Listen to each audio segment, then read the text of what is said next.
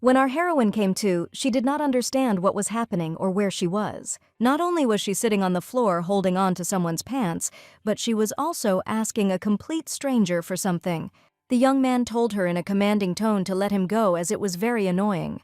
If a girl thinks that he will now change his attitude towards her, then she is deeply mistaken, because in his eyes she has become even more disgusting. Our heroine did not understand at all what he meant, but replied that she had already thought that the statue could talk, and that it looked somehow unrealistic. The guy said that he would repeat once again that if Lady Canna did not let him go right now, he would cut off her hand. After this, the young man left and the girl was confused because, is this her name? Why did he call her that? She thought that it all looked like madness. Had she really gone back?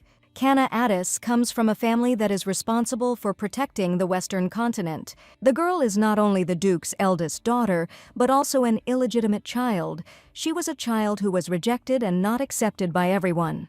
They treated her with disdain, saying, "Is this really the eldest daughter? Why doesn't she just shave her head, black hair, and those eyes are just awful?" A long time ago, a misfortune happened on this land. It appeared in the form of a black fog and in an instant swallowed up the southern continent. Because of her hair and eyes as black as that fog, her very existence was considered a symbol of misfortune, which may be why people in her memories look at her with disdain. Of course, the family was no exception. For her stepmother and sister, she was like an eyesore. Her first younger brother treated her cruelly and constantly bullied her. The second one pretended to be polite, but treated her like a maid without any respect. The father simply watched all this from the sidelines and did absolutely nothing. Day after day, the girl tried to survive, enduring cruel treatment and reproaches that wounded her no worse than a sharp knife. One day, when she was 14 years old, she woke up in a place unfamiliar to her. As it turned out later, Canna became a girl named Juva, completely unwillingly and for reasons unknown to her. Our heroine was shocked and did not understand how this was possible. Could she really have gotten stuck in an alchemy lab and ended up going crazy? There was no other logical explanation in her head except that she had gone out of her mind, or that it was just a bad dream. Gradually, she stopped trying to find an answer and simply accepted the situation. Even in this situation, which literally knocked her off her feet, time moved inexorably forward. Anyway, her soul had already united with the body of this girl, so nothing would change, no matter how much she denied it. She had only suicide or resignation left. After this, our heroine began to work hard, but everything turned out to be easier than it seemed at first because her body retained all the memories and knowledge she had gained. Of course, sometimes she had panic attacks due to psychological trauma, but she was able to cope with it as she was used to being patient. With this name, Addis began her new life, lived 12 years without resting at all, first passing her final exams ahead of schedule. And then she entered the medical university where she received a medical license. After that, I worked hard for many years to gain experience, but why did I end up here again? Every time she went to bed, Canna looked at the ceiling, thinking about how well she had worked, and also that everything will continue exactly like this. Up until this moment, everything was like this. Life in the body of Jufa was great, although it took some time to adjust. The girl was very happy that life gave her a lot. There she learned what it was like to be hugged, that someone can genuinely care about you. So I also learned to show kindness. The first to extend a hand, share love, experience someone's warmth because she could not even dream of it before. The sadly hanging black hair, reminiscent of a foggy eye, Addis convinced herself that she would never see this face again, and in the end, she was able to forget. The last time she saw this image was when she was 14 years old. She had not changed much, although she had noticeably matured. Now our heroine sees her real face again. She really has returned to her body and the real world. But that man, at first the girl didn't recognize him even though he looked familiar. If she remembers correctly who it was, then things are bad for her because he's like a time bomb. But she is not the same Canna anymore, Addis. No matter how terrible the situation may seem, you first need to try to solve it. You can't just give up. First marriage, then love. The chronology of events is already known, so it will easily conquer the Duke of Sylvian. In general, what's so special about a marriage of convenience? She just needs to get closer to him. All this was written in the diary that our heroine found. The girl wrote that she keeps her notes in another language that no one in this world knows. As Canna thought, She and Juva swapped bodies for 12 years while Addis was studying to start her own business. This girl fell head over heels in love. The girl told the Duke to use her, but the young man did not understand what she meant. Ju offered to make a contract. If he married her, he would be able to get rid of the control of the imperial family because he did not want to marry the second princess. Canna thought she was just crazy. Why Sylvian? Valentino, everyone knows how crazy he is. Perhaps it is all about his appearance or false politeness. How can one even propose marriage to such a dangerous person? After reading her diary, our heroine realized that Va fell in love with him at first sight, so she did everything to win his heart. The girl hung posters with declarations of love everywhere. She also sent him flowers, but unfortunately it was all in vain. If she had been less persistent, the chance of success would have been greater. As a result, the guy rejected her. Even her naked appearance could not soften his gaze. The young man said that if he had known that she was that type of woman, he would never have accepted her proposal. Receiving only contempt in response, Ju decided that she needed to stay strong. Even though this attitude hurts her, she must get him at any cost. She cannot give up. This is the last thing she wrote in her diary. As a result, the girl begged him, clinging to his pants. Now it is clear how our heroine ended up in that situation when she returned. First, you need to calm down and think everything through carefully. Canna returned to her body. Since 12 years have already passed, she is now 26, which means Fa returned to her body. At first, she clung to the Duke with all her might, and then returned to life when she had to go to work. The only question that remains is whether she will be able to heal people at all, but that no longer matters. Since she has memories of those 12 years, it means that Ju will also remember everything that she managed to learn. Our heroine hopes that she will not have any difficulties working as a doctor. Suddenly, Canna remembered her online store and wondered what would happen to it now. While she lived there, she became very interested in studying botany, so she decided to try something and started making handmade soap, scented candles, and perfume. At first, it was just a hobby, but then I opened a small online store, and just recently the number of orders began to grow. Addis mentally turned to Ju Fa and told her not to dare to open her shop. Then she thought about how Valentino always treated her like trash. She was grateful for that because now she knew what needed to be done. It's time to get a divorce. Canna will inform him about it tomorrow evening when he returns. The girl is sure that he will like this proposal. The only problem is Duke Alexander Addis. Will the father approve of such a decision? Women in this world have almost no rights, so there is no point in even comparing it with her past life. Despite her desire, everything will depend on her father's answer. Most likely, the man will say that she is a disgrace to their family if she is going to die, then let her do it as a member of the Valentino family. That's exactly how he will react to her wish, but Ju's father Hva would be angry at such treatment of his daughter, after which I decided that it would be better to just rest for now and think about all this later. Maybe it was all a nightmare.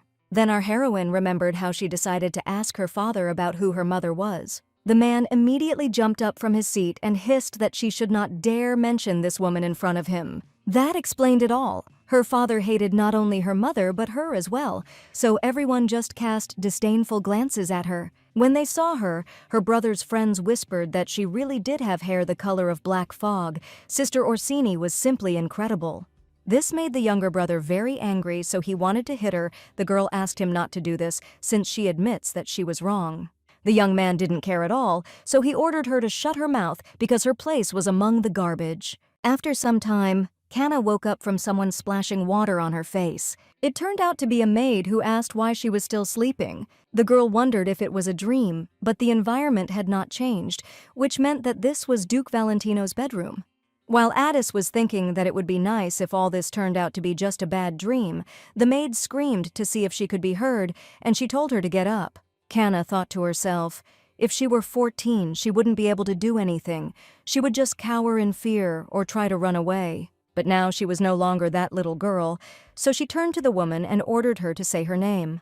The maid froze with the jug in her hand and wondered whether it was her imagination or whether the atmosphere had really changed somehow. After which she asked if everything was okay with his head. Her name is Mary Goldian. It's time to get up because you need to greet Madam. The girl replied that no, she was not going to go anywhere and she did not need these greetings for 300 years. The maid was indignant.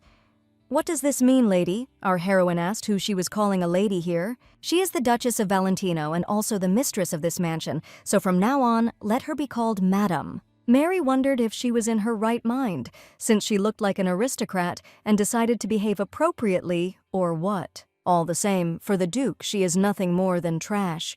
A fake, whom even the family turned away from. Aren't such people called trash, who would even consider someone like her?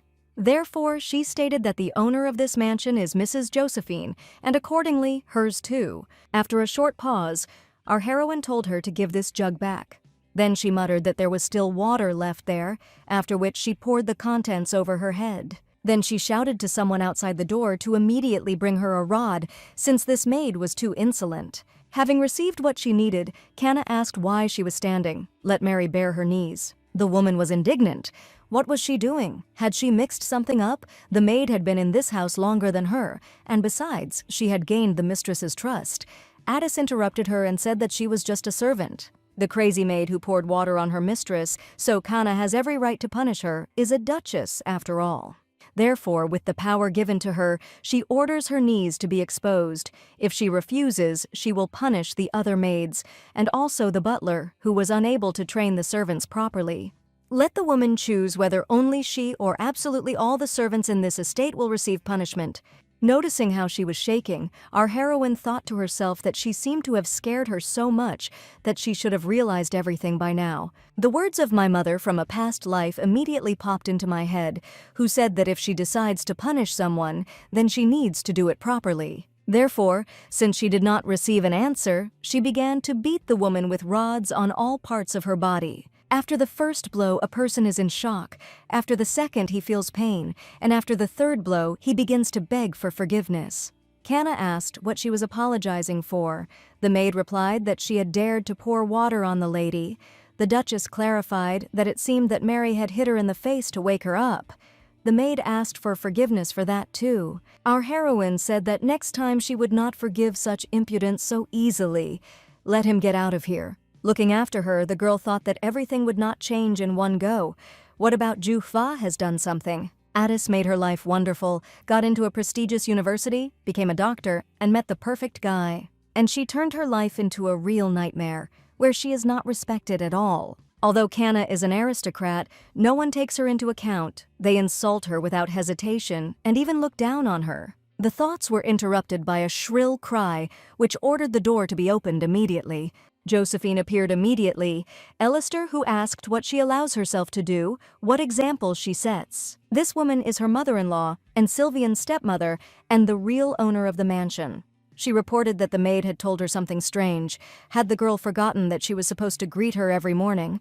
It was already almost 1 o'clock in the afternoon, and Canna had not even shown up at lunch. At 7 in the morning, at noon, and at 6 in the evening, our heroine is obliged to greet her 3 times a day. It's a kind of hidden threat and control so that she doesn't even think about going out anywhere, and Juva did it obediently because she wanted to get at least a little love, but she shouldn't have done it. You can't expect to be treated well if you are treated like an animal. Addis never lived a normal life, but now everything will change. She will never allow anyone to treat her like that again, so she replied that she did not forget anything, she just did not want to do it.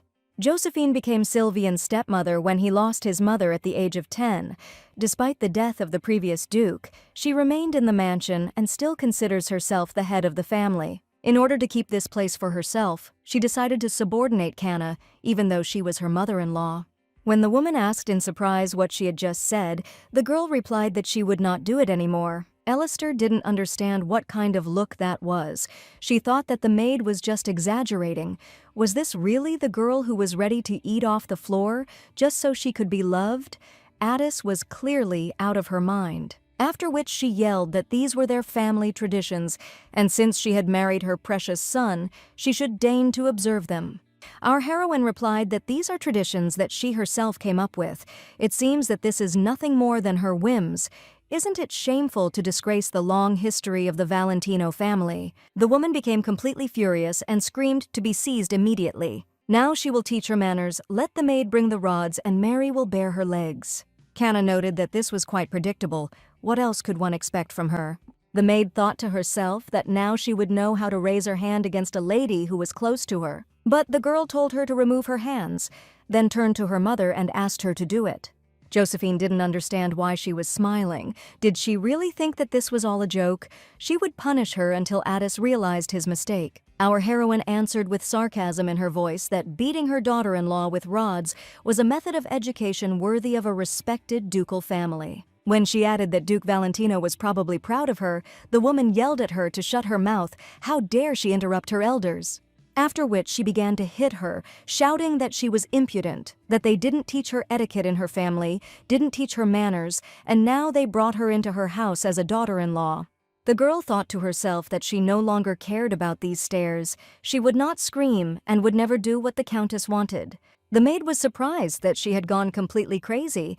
How could one change so much in one night? Our heroine has no living place left on her calves.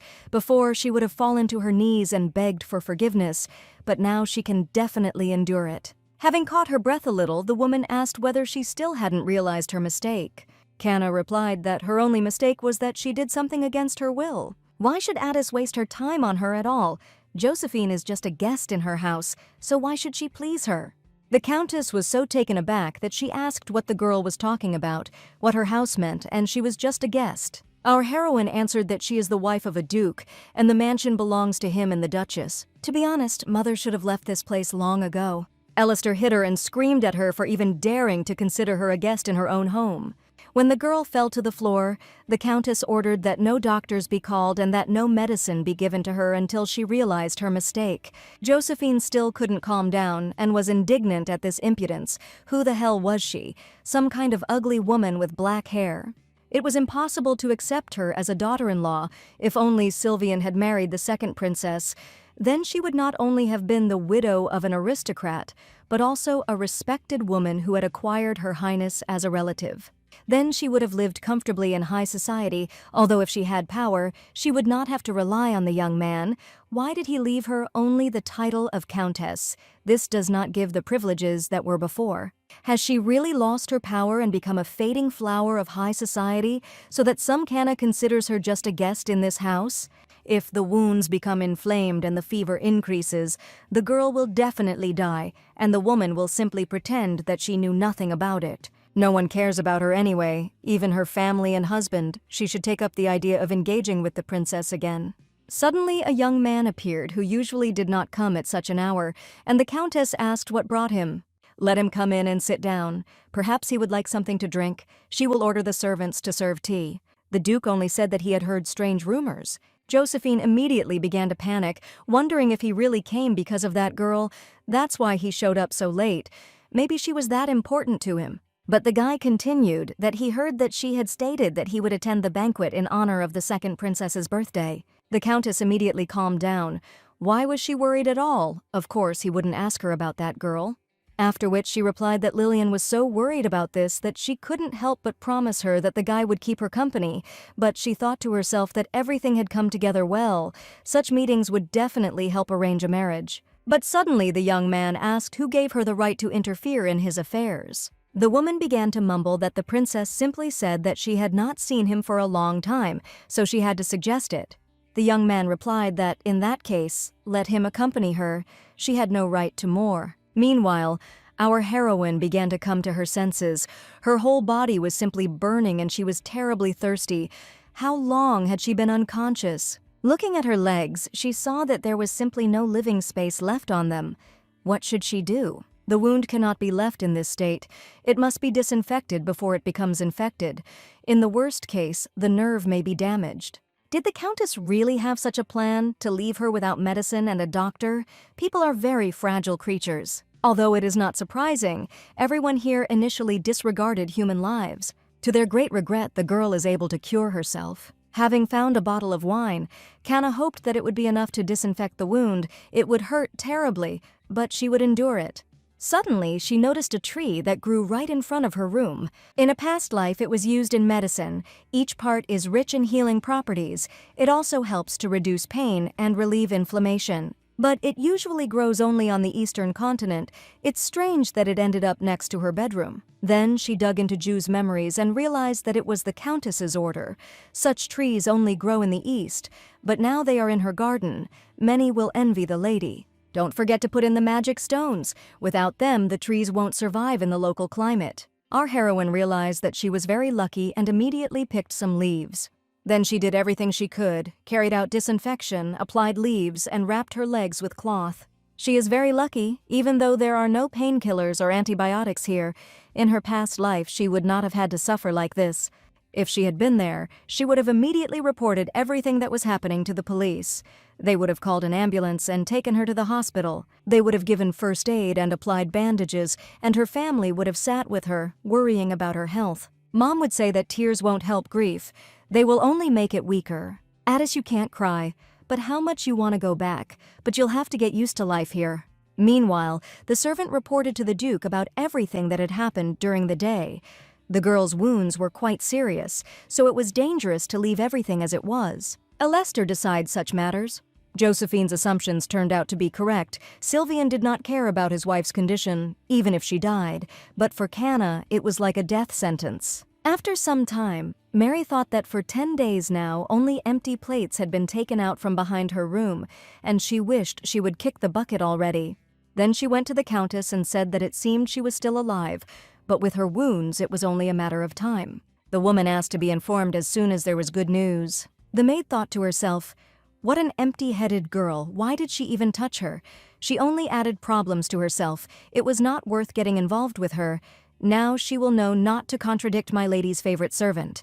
Suddenly a girl ran up to her and said, out of breath, that she had news about Lady Canna.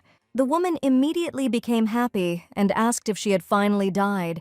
From behind, our heroine's voice was heard, saying that she didn't want to disappoint her, but she was still alive. Mary couldn't believe her eyes. Was she imagining it? The girl was beaten half to death. How was that possible? Why did she look more alive than anyone else? Addis continued that she really wanted her to die as much as the mistress of this mansion did. Canna cannot forgive such insolence. Let them bring her the rods. After some time, the Countess went crazy, threw everything around and screamed, "How is this possible? Who brought her the medicine?" The man replied that no one had done this. He had specifically checked the supplies, but everything was in place. Josephine screamed why she looked like nothing had happened, and even dared to do this to Mary. The maid's legs were all covered in blood, and she was lying unconscious in the middle of the corridor. Immediately after this, Alester went to see the girl, who said that she hadn't visited her for a long time. The woman noted to herself that Canna looked much better than she thought, after which she asked if the girl had stolen the medicine from the pharmacist. Our heroine asked how she could have taken them if she hadn't gone anywhere. She herself knows what state Addis was in recently. I thought to myself that although I did have to borrow a couple of plants from the garden, after which she asked whether the Countess was not happy that she had finally recovered. The girl seemed to be angered by this, but the woman replied that it was not so. It was just worth telling her about it right away. In general, Josephine came here for another reason, or rather because of the head maid. How dared Canna punish her without the Countess's permission? The girl answered because the maid wished her death, and she was very pleased with this possible development of events. Alester thought to herself, how could she be so stupid? Why did she have to say it out loud? No one ever cared about Addis, so it would only make things easier if she died, but let's not forget her title. If Mary intended to kill her, then that is a good enough reason. The girl said that since they had cleared everything up, her punishment should not cause any problems now. The woman objected. How could she? The maid had been serving faithfully in this mansion for many years. Our heroine replied that she could not be near someone who wanted her dead. If the Countess did not agree to kick her out, then she would leave herself. Josephine didn't understand what the catch was, why she was talking about it so confidently. Did she have anywhere to go? Who would even want to take her in? Therefore, I answered that let him do whatever he wants. If he wants to leave so much, then please do so. Our heroine calmly replied that, okay then, she would leave this place tomorrow morning. Now Canna has achieved what she wanted. Although the fact of expulsion in this situation is rather unfair, now she needs to talk to the Duke, but she is sure that he will gladly accept her offer given Ju's antics.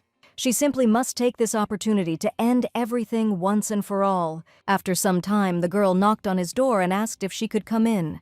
Hearing the answer that Lady Canna could come in, Addis was indignant to herself, which of course she assumed that his attitude towards her was the worst possible, but even he did not consider her a duchess. Entering his bedroom, our heroine saw a young man in just a robe who asked what she wanted to tell him. The girl thought to herself that he scared her. It seemed like it wasn't the first time she'd seen his face, but she still couldn't get used to it. No matter how good he looks, behind this mask hides a bad person. A cold-blooded man, even with an unusual appearance, even if something happens to his wife, he will not bat an eyelid. Shouldn't someone like him wish her death? After which she said she didn't know if he heard, although she was sure he did. So, Countess Ellister was going to kill her. The guy objected that she did not have enough strength to kill someone with rods. Canna realized that he already knew everything. Did it really not bother him at all? She then stated that he knew that she was seriously injured, but did absolutely nothing. The Duke asked why he should worry about it at all. Addis replied because she is his wife. She was almost killed by her own mother-in-law. He will continue to pretend that he did not know anything or something. The boy asked, so what? She was still alive anyway, so what's the problem? The girl thought to herself that this face had appeared countless times in Ju's memories. Beautiful eye shape, raised corners of the lips, a pleasant voice, and a look full of disgust. He is such a person, even if she loses consciousness or starts bleeding, Sylvian will not even look in her direction. Canna asked why he married her, even though their marriage was one of convenience, but that doesn't change the essence. He agreed to take her as his wife, so why doesn't he respect her at all? Sometime later, when our heroine came to her house, the knight reported that Duke Addis had said not to let her in if she came. The girl thought to herself that she knew it. Everything turned out worse than she thought. The father was afraid that his daughter might return. Addis, of course, knew that she would not be welcome, but it seems that he has decided to abandon her forever. Now it is clear why Juva never met him. But now it doesn't matter anymore, and she hasn't considered him her father for a long time. But she needs to meet him in order to get a divorce. I wonder if she had a different color hair, would it change anything? Black is a symbol of misfortune and disaster. To understand why everyone thinks so, we need to go back to the distant past. Long ago, when the southern continent was called the continent of magic, people took a peaceful and happy life for granted. But one day, out of nowhere, a black fog appeared. Whatever it touched immediately died. Then the world was consumed by fear and horror. In an instant, everything turned black, and then people had to leave their homeland in order to survive. So they settled on the western continent. This became the so-called beginning of modern civilization, which lasted about 1,000 years. But this territory was not completely safe either, although in smaller quantities, but there was also a black fog there. Then he gave birth to inexplicable things, mysterious clots, objects, and otherworldly beings. Although they were not originally in this world, these predators were uncontrollable. As soon as a person touched the black fog, he immediately caught an infection and lost his mind. Thus, people turned into monsters and lived infected by the fact that they devoured other people. Their eyes and hair turned black. Like the fog itself, naturally, a person with such a color would be considered a monster, although this is the most common hair color where she lived before. Therefore, wherever she went or whomever she met, she was always looked at with disgust, and who would listen to such a person? A little earlier, she told the Duke that even though she had married him, she had never expected such an attitude towards herself. It was normal then, but not now. Even if it was a marriage of convenience, the girl could not live like this anymore. Did he hear that the Countess had thrown her out? The guy asked what happened. Canna said that she would leave this place and return to her parents' house. The young man was surprised that she said that she would leave the place where he lived, after which he said that he could do whatever he wanted. When she added that she was going to file for divorce as soon as she received her father's permission, the young man replied that he was looking forward to it. Addis got angry and kicked the pebble, thinking to herself that it didn't look like he believed her. He probably thought that the girl was trying to get his attention in this way. Although, given the recent events, he definitely didn't believe her, but let him wait a little longer, and they will definitely get divorced. First, she needs to get to her father for a conversation, but how can she do this? Perhaps try to climb over the fence, grab the Duke, and beg him. Suddenly, she heard a carriage approaching. The coachman announced that the young gentleman had returned and that the gates should be opened immediately. It turned out that it was her younger brother who arrived, who is the second son, namely Cullen Addis. There was a young lady sitting in the carriage who, for some reason, was hiding her face. The young man said what an unexpected meeting it was, what brought her to their house. A little earlier, he told Lucy to get a good rest while the guy looked for another doctor. The girl quietly objected that they had already said that no one could help her. The baby is the youngest daughter of the Addis family. She is 7 years old. The little one suffers from a terrible disease. No one understood what was wrong with her, so they preferred to simply shy away from her as if she were a leper. The doctors just shook their heads and said that medicine was powerless, so it was better to go to church. The guy thought to himself that he already had a lot to do, so he said that if she didn't have any urgent business with him, then she should return to the Valentino estate. Suddenly, a strong wind blew, which slightly lifted the veil from the girl's face. The young man immediately told our heroine not to dare tell anyone about what she saw if she valued her life. But Kana started asking how the treatment was going, what the doctor was saying, how long she had been in this condition, whether they had started treating her in a timely manner. The girl can help with Lucy's treatment if they let her stay here for a while. Cullen exclaimed how she was going to do what even the best doctors on the continent had failed to do. What could she possibly know about this? Is this some kind of joke for her? Addis told him to calm down first. Doesn't he want to cure his sister? She said she could help. The young man was confused and thought to himself that it didn't look like he was trying to deceive him. Maybe he really did know how to heal the little girl. It was necessary to use this small chance if she could get better, so he told her to follow him. On the way, the girl asked why it was so quiet, where everyone else was. The guy answered that he was at a banquet in the Imperial Palace. Our heroine said that it was clear. Let her ask for them to bring her needles for acupuncture. Without them, she will not be able to help. It is very important that they are of the right size and diameter, and let her also convey that they must be made of the highest quality mana stone. The young man didn't trust all this. How could it help? It seemed he was too hasty with this decision. But he muttered out loud that it was still better than going somewhere to a temple. The temple is the domain of the divine spirit, who protects the Western continent from evil with the help of the powers of the World Tree. A place to which the laws of the empire do not apply is sacred and very dangerous. No one has the right to enter or leave it at will. There are also no rules of etiquette there, and everything that happens is devoid of common sense, so I don't want to send my younger sister there. Cullen asked if she had at least studied medicine. Our heroine replied that he knew that she was interested in alchemy. During her training, it turned out that she was closely connected with medicine, and then Kana learned healing techniques. But first, the girl still needs to assess the baby's condition. The young man thought to himself that, although he did not believe a single word she said, with her straight posture and confident speech without hesitation, she was not at all the same as before. Over the past 7 years, my older sister has become a different person. Addis came up to the bed, said hello, and told her not to be afraid, since it wouldn't hurt her, and if she could get out from under the blanket. Let her not worry, since the girl knows about her illness.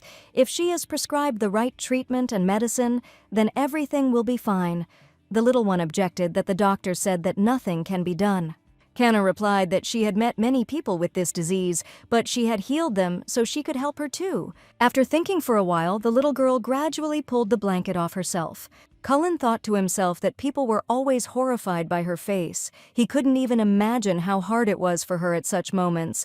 Let Valentino just try to say something about it. But unexpectedly, our heroine did not react in any way, only asked her to close and open her eyes. Then she told me to blink only my right eye, and then my left, while saying that she was smart. The young man thought to himself that she was not surprised at all. He did not expect such a calm reaction from her, as if this was not a terrible disease at all. Kana asked if she had a fever or cough before these symptoms appeared. The guy remembered that on that day she fell from a boat into a pond, and then caught a cold. But Lucy quickly recovered and was no longer sick. Our heroine replied that she didn't think so, then began asking the little girl if she had suffered from pain or noise in her ears after that incident. When the young man muttered that she had said nothing of the sort, the girl said that she had not asked him. Cullen thought to himself that if even he didn't know about it, then certainly not others. The little one couldn't hide something from him. But suddenly the little girl answered that yes, this is exactly what happens all the time. Addis replied that she thought so. Fortunately, it would not be difficult to cure her if she had everything she needed, but first she needed to find that book. The young man asked how she found out about the pain in her ears. He didn't think that the little girl could hide anything from him. Was it really because she didn't believe his words? The girl replied that it wasn't only because of that, she simply thought that the girl wasn't telling him everything.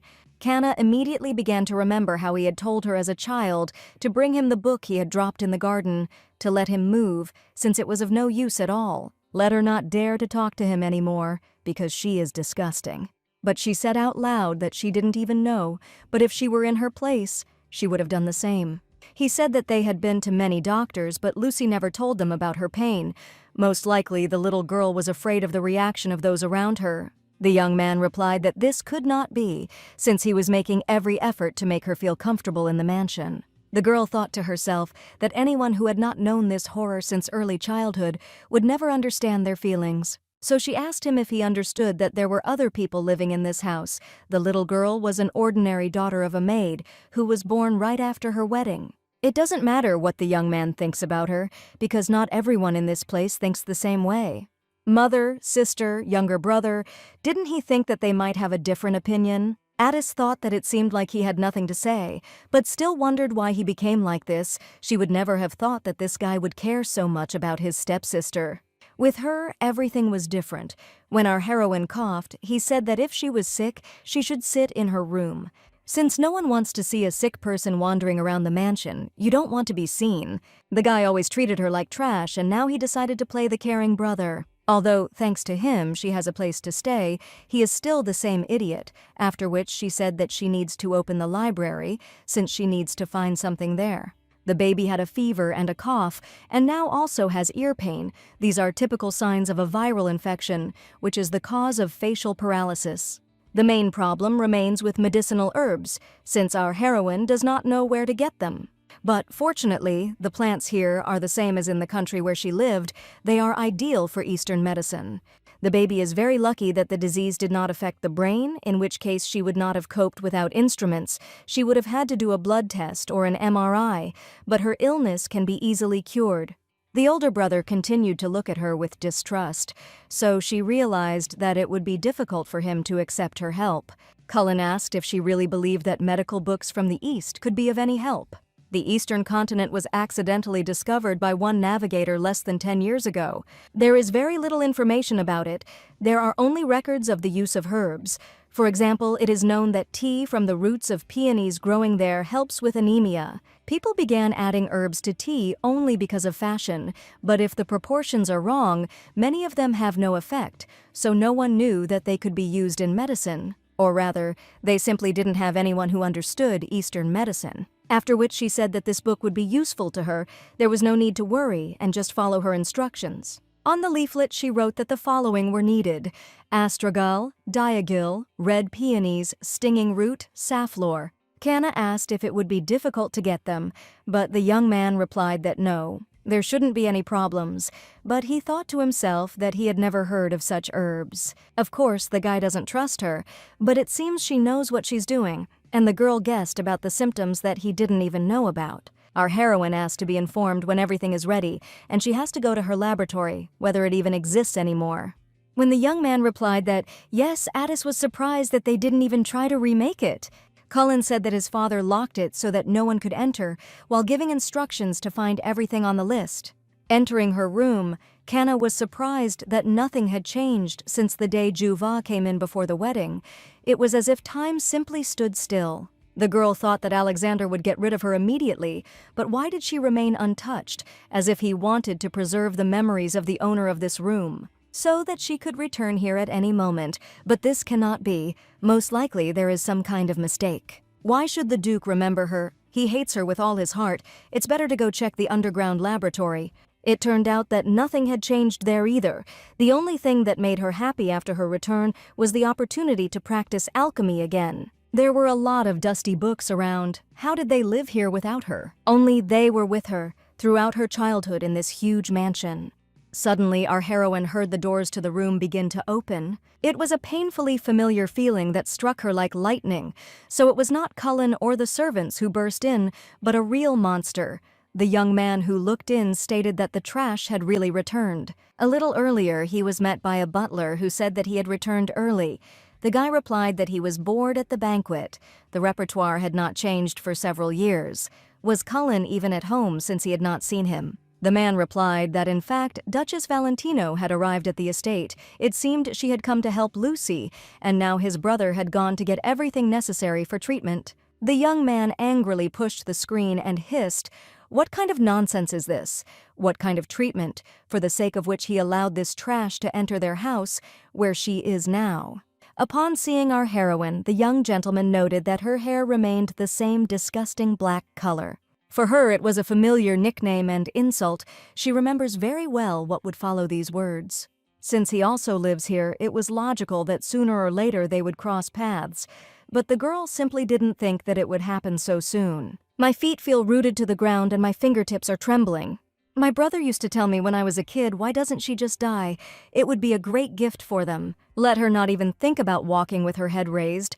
Let her just try to look him in the eyes, and he will immediately kill her." The girl came up to him and said that she was glad that they met, and these feelings were sincere. She missed him very much.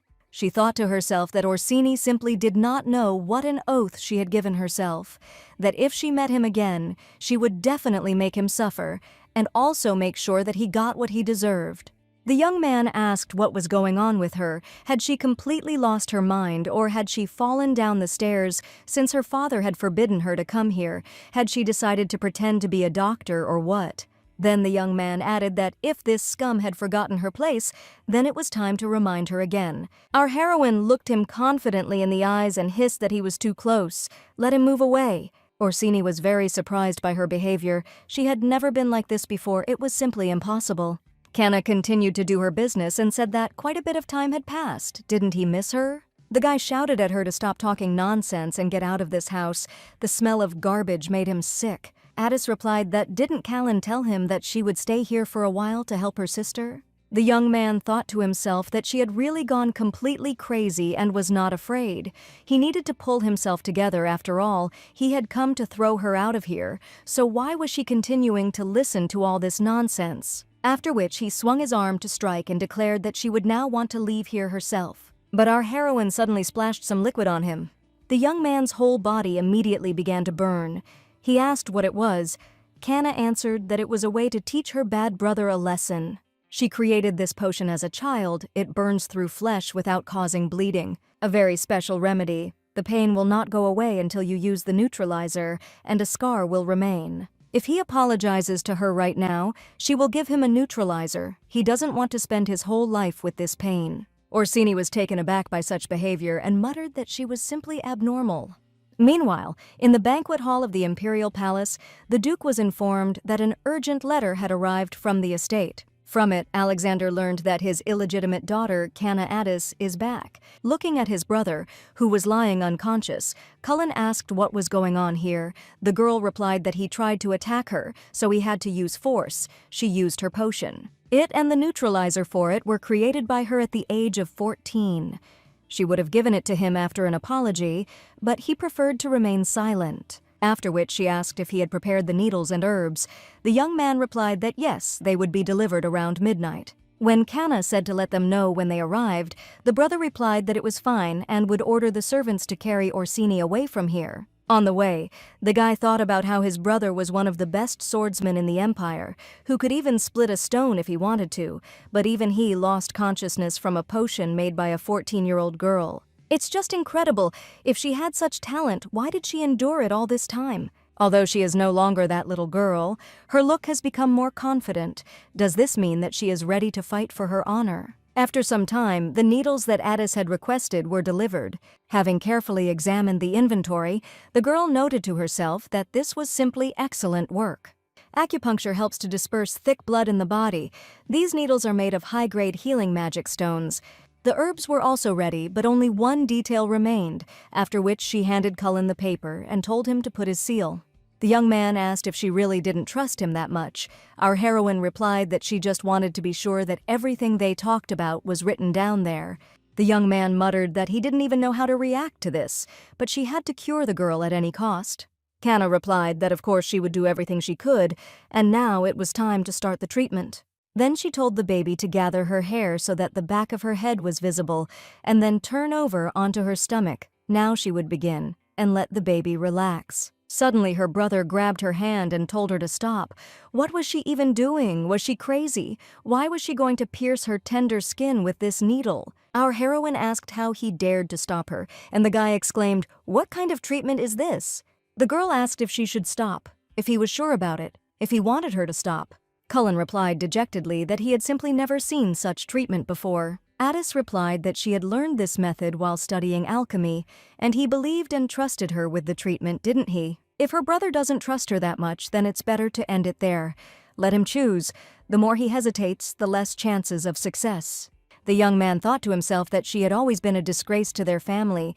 Even with the title of Duchess, she had no power in high society. Wasn't she always downtrodden? Maybe I just didn't know her. Was she really so confident in her abilities? Who treats with needles anyway? This is absurd. But the confidence with which she speaks gives him hope, after which he replied that he trusts her. Let her continue. Kanna replied that it was great, but he shouldn't bother her anymore, but she thought to herself that he was driving her crazy. Now the girl began to be afraid. In this state, it would be more difficult for her to endure the process.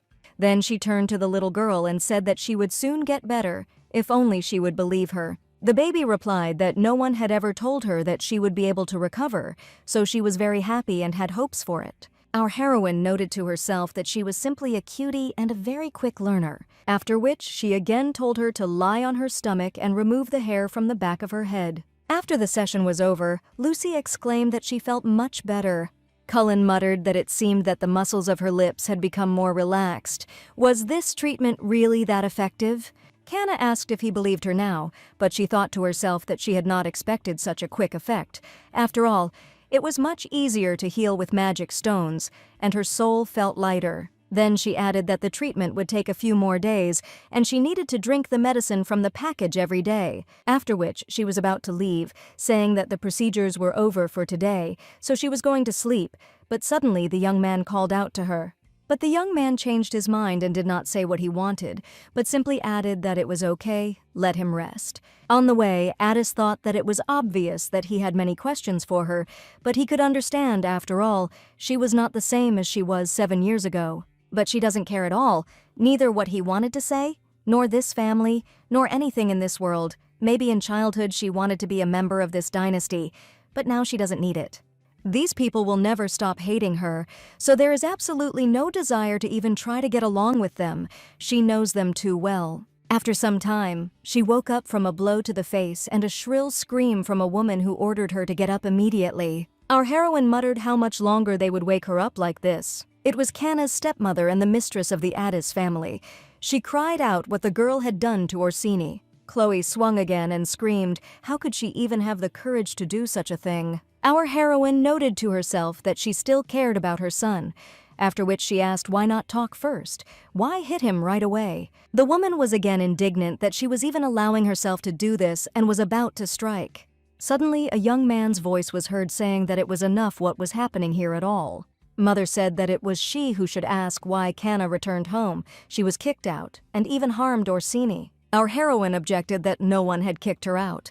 In fact, she had simply gotten married and left. As Chloe grew more and more angry, the young man informed her that it was he who transferred her here, so please let her be polite to his guest. The woman muttered that they hadn't seen each other for a long time. Let him forgive her, but she would be lying if she said that she was glad to see her. Kanna replied that it was mutual. The owner of the house added that her son is now suffering from pain and only she has a neutralizer, so let her stop torturing him and help. The girl replied that she would first like to hear an apology for what happened earlier. Chloe found it very difficult to do this, but she said that she apologized because she was wrong and it wouldn't happen again. Addis was surprised that it turned out to be so simple. Perhaps it's all about experience. She's much smarter than Orsini. Then she handed over a bottle and said that a few drops were enough for the wound to heal.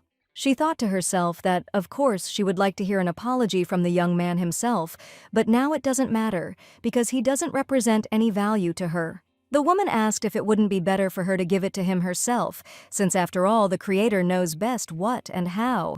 Kanna was slightly amused that she didn't want to use something she knew nothing about, then said that, okay, let them take her to him. Upon seeing her, the young man again began to call her all sorts of obscene words. The girl immediately said that one more word, and this bottle would accidentally slip out of her hand. Now let him shut his mouth and not twitch. She promises to do everything quickly. Our heroine asked if he trusted her at all, if he was sure that this remedy would not corrode his skin and reach his heart. The woman was indignant that she was saying such a thing. Kana thought to herself that she just wanted him to be careful in the future. She said out loud that she was joking. How could such a talented swordsman be afraid of something like that? After which she opened the bottle with the neutralizer and began to pour it directly onto the wound. Chloe was shocked that she instantly started to drag. Did Addis really create it with alchemy? Wasn't it just a useless exercise? The girl got up and said that since he felt better, she was going back to bed. She thought to herself, "What do you waste your time on instead of sleeping? She needs to rest. Let them just try to wake her up again." At one point, it was as if her breath was caught. She instinctively felt someone's presence. It turned out to be her father Alexander, but why is the man here at all? Suddenly, he put his hand on her face and whispered her full name. Kana didn't understand what was happening. He had never touched her before. What had changed? Plus, he called her by her last name Addis, not Valentino. Then her father added, "Welcome back." The girl muttered that they hadn't seen their father for a long time, but she realized to herself that she didn't want to call him that this was happening to her. He could kick her out of the estate at any moment, after which she began to explain how she ended up here. The woman couldn't understand what this was all about. Didn't he forbid her to come back? Why didn't he throw her out and yell at her? Addis was surprised that he was listening to her so attentively, but she finished her explanation by saying that she wanted to help the girl, so please don't let him blame Cullen for this. When the pause dragged on, our heroine began to think to herself that he should say at least something already. If he was going to scold her, then he needed to do it quickly. But suddenly the father replied that, okay, let him do what he thought was right. Not only the girl, but also the random witnesses of the conversation were taken aback by these words. The next day, after the Duke's shocking words, Isabel, who was Cullen's twin sister, was indignant about what had happened while she was away, and whether Kana had returned. 7 years ago, when her sister got married, the girl thought that they would never meet again. Isabel heard that her husband's family treated her terribly, and she was very happy about it. It would be better not to have a sister at all than such a sister. However, now Mother reported that Cullen signed a contract with Kana. She will help Lucy in exchange for living here. The girl was shocked. How could this be understood at all? She was torn apart from within by mixed feelings. After which she flew to her brother and exclaimed that she knew everything, what he was thinking. How could she possibly help the girl? The young man calmly replied that after her procedures, the baby felt much better. The girl grabbed her head. Does he really believe this dirty girl? She doesn't know anything about medicine. Maybe she can do it, but is that enough to allow him to stay here? The young man immediately flared up. What does it mean, enough? Does she really think that her sister's illness is not a very weighty reason? The girl thought to herself that she was the daughter of a simple maid. Who cares about her condition anyway? It was strange that her brother was so worried about it. After which she stated that she was his twin sister. Why does he care about Lucy more than about her? The guy didn't respond to this, but simply hissed at her to get out of there immediately. Isabel was taken aback by the fact that he had just kicked her out. What had she done wrong at all? Then she ran to Orsini and said that this trash had returned to the estate again. Suddenly Kana would stay here forever, and Cullen didn't even want to listen to her. The young man did not react to her words at all, so she did not understand who she could complain to in this house. She was afraid to go to her father's office. She has been afraid of him since childhood, although he never scolded or punished her. People who don't know him find him attractive. He is excellent in their eyes. And he also has power. Many envy her for having such a father. But all this is just a beautiful shell. It is enough to just look into his eyes, because the man looks at her and the whole family as at inanimate objects. Therefore, her words will not change anything at all, but she does not want to see Kana in this house. What should she do? After which she caught up with our heroine, smiled sweetly and asked how she was doing, since they hadn't seen each other for so long. She thought to herself that she was a dirty girl, and that she couldn't possibly catch this blackness from her. When Addis asked how she was doing, Isabel was surprised that this girl didn't even stutter around her. After which she asked if it was true that her sister was treating the baby. Kana answered that everything was so. Isabel exclaimed that it was simply incredible. Even the doctors couldn't help. How does she do it? Let her tell. But suddenly Addis replied that, no, she was not going to explain anything to her and in general, stop pretending that they were close. Cullen's twin sister thought that she was crazy before. Being treated well brought her joy, and why did she tell her not to pretend? There are simply no words. And what if I can't kick her out? I don't even want to think about it. Kana is just an insect. It's not for nothing that she hates it. It's nothing but trouble. After her appearance, terrible rumors began to spread about their family, all because of the color of her hair and eyes, which represents bad luck and resembles black fog. The girl began to be acquainted with those madmen who worshipped the black fog. Because of this, they said that the Duke was in collusion with the black followers, and people believed that Kana was born from Alexander's relationship with one of them. Rumors spread very quickly. They even started talking about stripping him of his title. The only thing that helped him was the appearance of monsters in the capital, which he quickly dealt with. Only the Adas and Valentino families can resist the black fog. The father could not have a child with a black follower. However, with age, the sister's hair and eyes did not change their color. Ominous, disgusting, dirty. How do all the other people see her? She must be like an insect to them. So why should she treat her well? It is necessary to kick her out of this house. The only thing that gets in the way is the contract that Cullen signed with her. What a fool he is. Was it really necessary to do that? Then something dawned on the girl. What if she could benefit from this? Brother said that Kana will stay here and treat the baby, which means that something can be done, and that's exactly what she does. Kana read Ju's diary. Hva understood that she was an outcast even in her own family. There was no place for her in the whole country. She was called trash. No one had warm feelings for her. All the records were filled with pain. Now she had to go back to this. A society striving for equality, warm and family relationships. This was life in the body in which she grew up. And Ju herself, Fa, found herself in a place where no one was happy to see her. The 17-year-old girl was all alone in this big world. Although some of her thoughtless actions are annoying, you can't blame her. She was able to live 12 years in the shadows because our heroine lived like that before. It's not their fault, but the fault of those who oppressed them. These people are disgusting. I wish I could leave this place as soon as possible. Fortunately, the baby is getting better, so there's not much left. Suddenly, servants appeared and said that the lady must go with them, as this was the order of the mistress. When they started grabbing her hands, the girl did not understand what was happening. Why so suddenly? Until she was told that the little girl was now in a simply terrible condition. In the baby's room, the main actresses were crying theatrically, wondering what they should do now, since the baby had gotten worse again. When she asked Cullen to move away so that Lucy could be examined, the guy pushed her away and ordered her not to come closer. She shouldn't be trusted with the treatment. Our heroine calmly replied that she needed to understand what was happening to her. The young man hissed that it was all her fault. She had never felt so bad before, so he no longer trusted Kana. The girl asked if now was the right time for this. They could continue to cry and throw tantrums. They wanted to blame her and kick her out. So great. But now Addis has no time to care about their feelings. His sister is sick, so there is no need to disturb her. Then she approached the girl and noted that she really did feel worse. But after the second procedure in the morning, she was fine. And now she has weak breathing, convulsions. These symptoms have nothing to do with facial paralysis. This is not a new disease. The disease develops gradually, as if you are immersed deeper and deeper in water. It cannot manifest itself so quickly and without any symptoms. There is only one explanation for this. After which she turned to the girl's personal maid, who was also crying dramatically, and asked what Lucy had eaten today. Let her tell her everything, down to the last detail.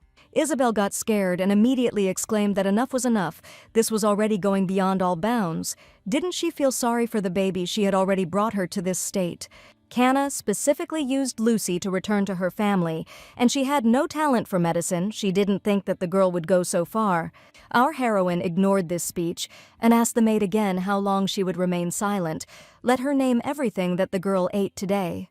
She was fine until this morning. She can only think of one way she could have gotten so sick in just a couple of hours. If she ate anything, it certainly wasn't from the meal plan Kana had put together. Isabel began to panic even more and immediately screamed for her to stop immediately. At the same time, I was thinking how it could have come to this. I couldn't figure out this garbage. I need to put an end to it. Then she exclaimed, "How much can you use the girl? She doesn't care that she wants to stay in the estate, but pretending to be a doctor and doing whatever she wants with the baby is too much." I thought to myself that if I ate this remedy with food, my stomach would hurt for several days, with symptoms including high temperature, stomach pain, and diarrhea. After which she abruptly opened the doors and ordered the knights to immediately seize Kana and lock her in the room. When there was no reaction, the girl screamed, "Why are they standing there? Didn't they hear what she just said?"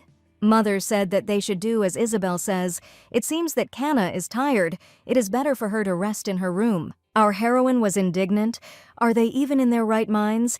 Now is not the time for this. This child needs help. The girl did not understand why they were hesitating.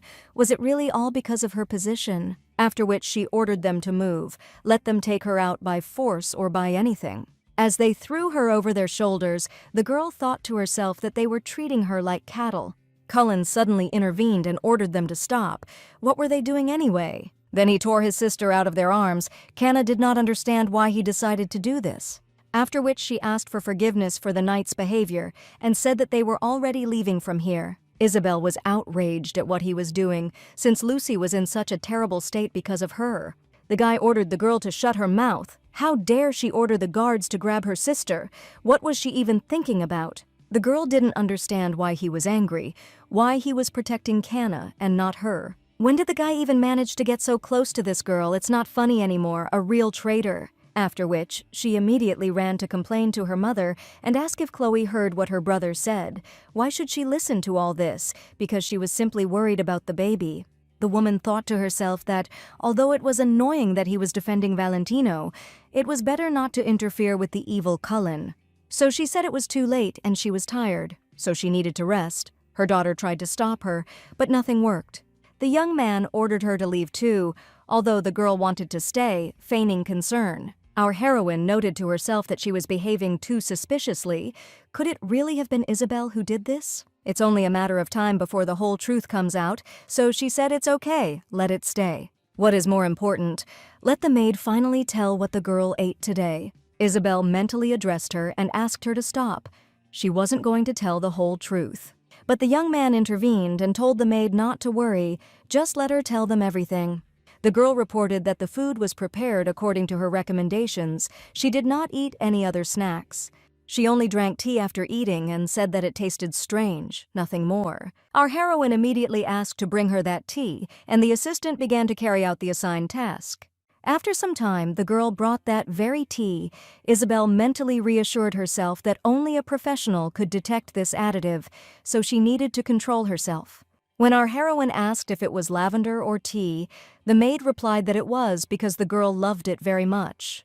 Kana then emptied the entire contents onto the table and noted to herself that she had thought so.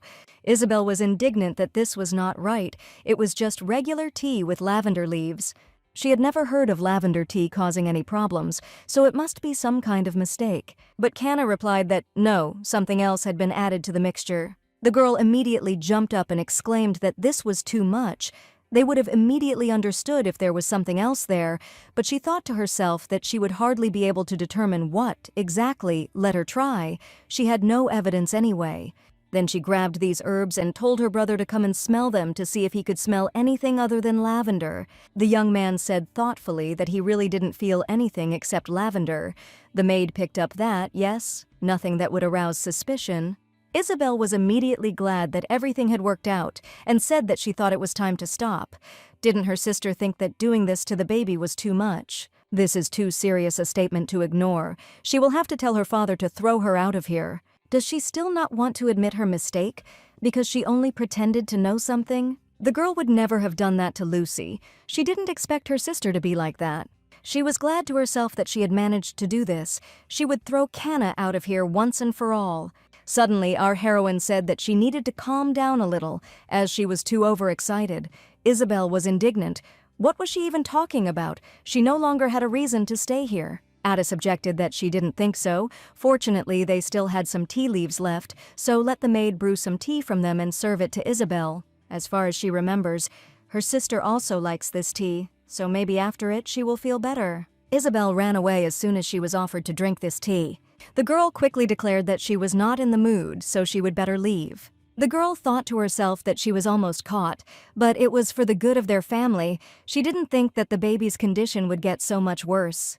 She will never forget her brother's look, so frightening. Let him never look at her like that again. Meanwhile, the young man stated that it was Isabel who did it, and what exactly was added to the tea leaves. Our heroine explained that the flowers of wolfberry, or rather its buds. The guy muttered that he didn't see any difference.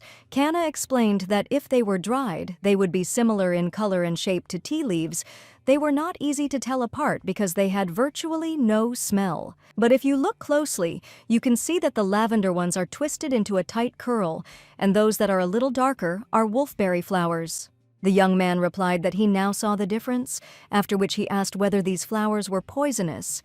The girl replied that they are generally healing, but in large quantities they are harmful. Symptoms of poisoning include abdominal pain, fever, and diarrhea. The guy said that Lucy was very ill, she was vomiting, had convulsions and seizures.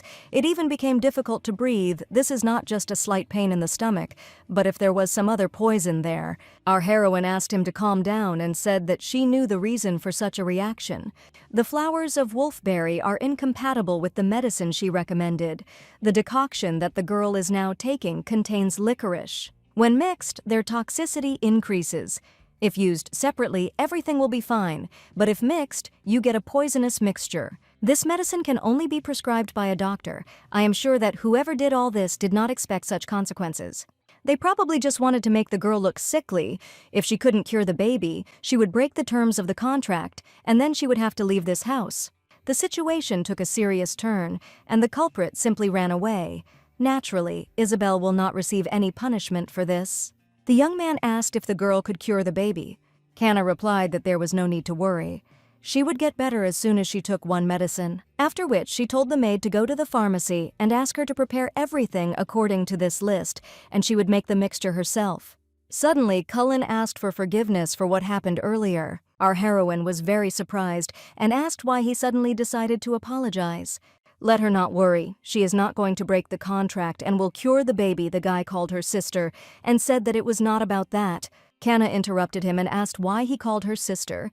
Let him call her that as before. It's more familiar. There's no need to behave like that with her, because the young man hates her. A month later, the little one ran up to our heroine and wished her good morning, who in turn asked if she had slept well. Addis was already close to curing the girl, but she had to face another opponent. Lucy's recovery is only one stage in achieving her goal. As soon as the little one is fully recovered, she will leave this disgusting place. The little girl said that she had a dream that she and her little sister were eating sandwiches and drinking milk in a meadow. The girl thought to herself that she always chatters incessantly. Let her get well soon.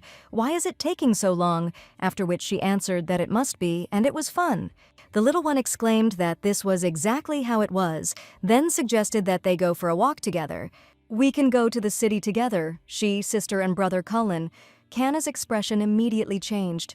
Suddenly, a young man appeared who said that there was no need to worry, since he would not go with them. It was a very awkward situation, so our heroine muttered that it wasn't about that, but to herself she thought that it irritated her. What was wrong with him anyway?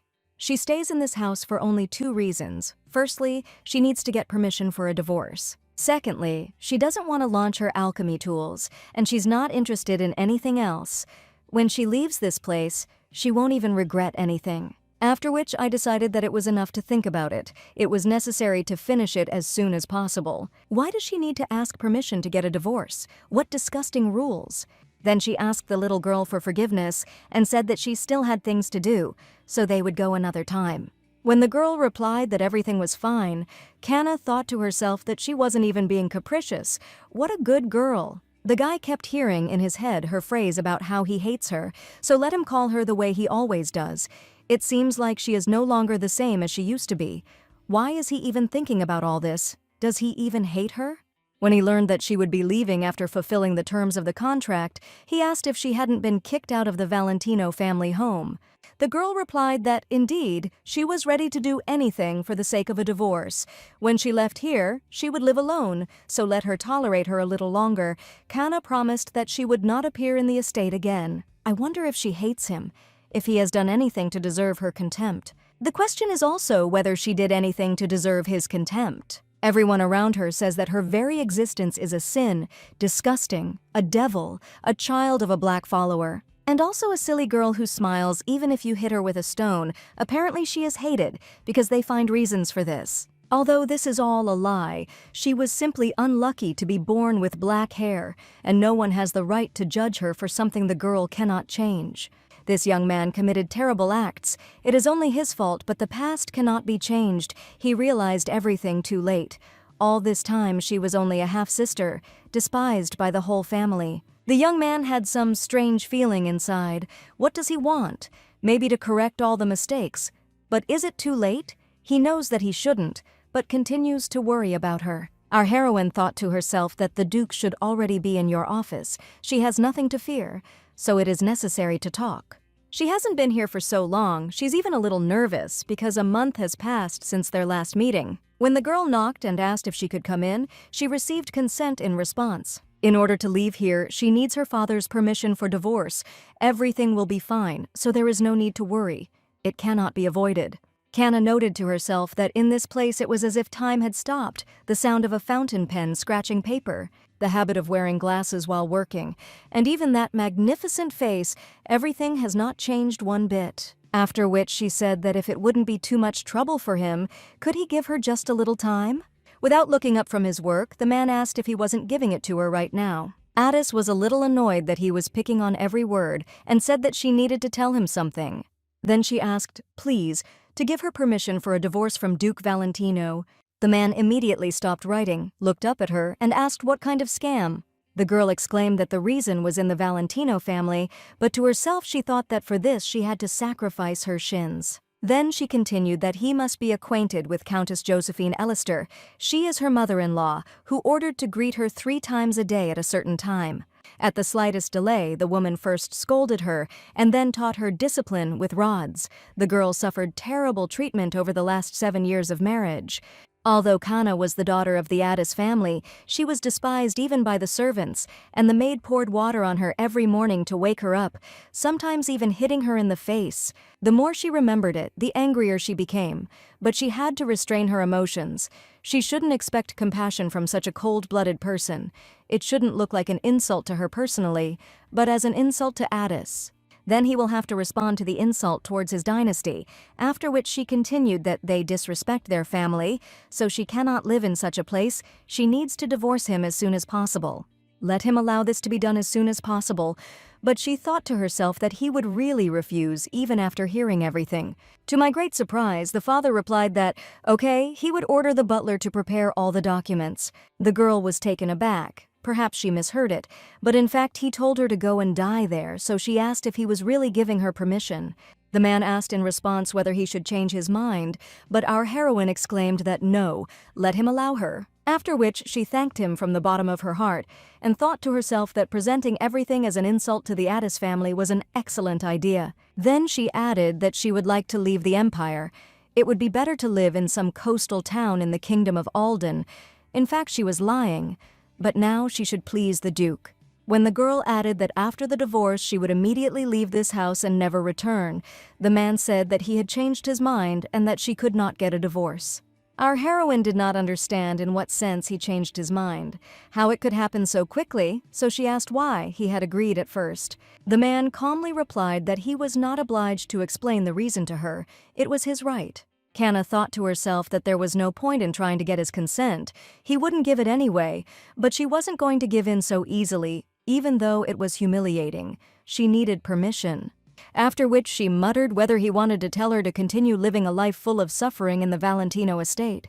But Alexander replied that no, she did not need to go back there. She could stay here until other orders were given.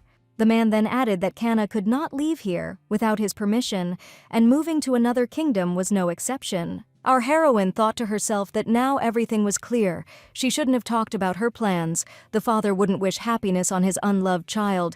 He wanted to make her, on her knees, beg him for permission to divorce.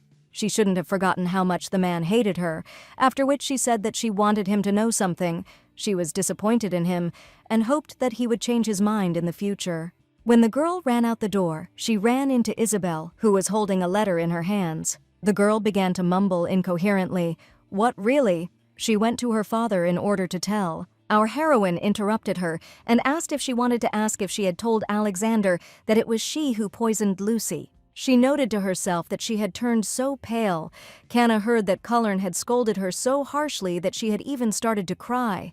She already said out loud that it seems she realized her mistake, and now let her step aside. But suddenly the so-called sister asked her to wait and poked her with some letter. This is an invitation from the imperial family. Did she know that the banquet for the second princess's birthday was about to take place, although Kanna still wouldn't go there? More precisely, she couldn't go, since even there she would have to hide so as not to attract unnecessary attention. The girl is just a dumbass who can't even respond to an invitation. She can't even stand next to people, so don't get cocky. Even if she does something, she will still remain the beloved daughter of the Addis family.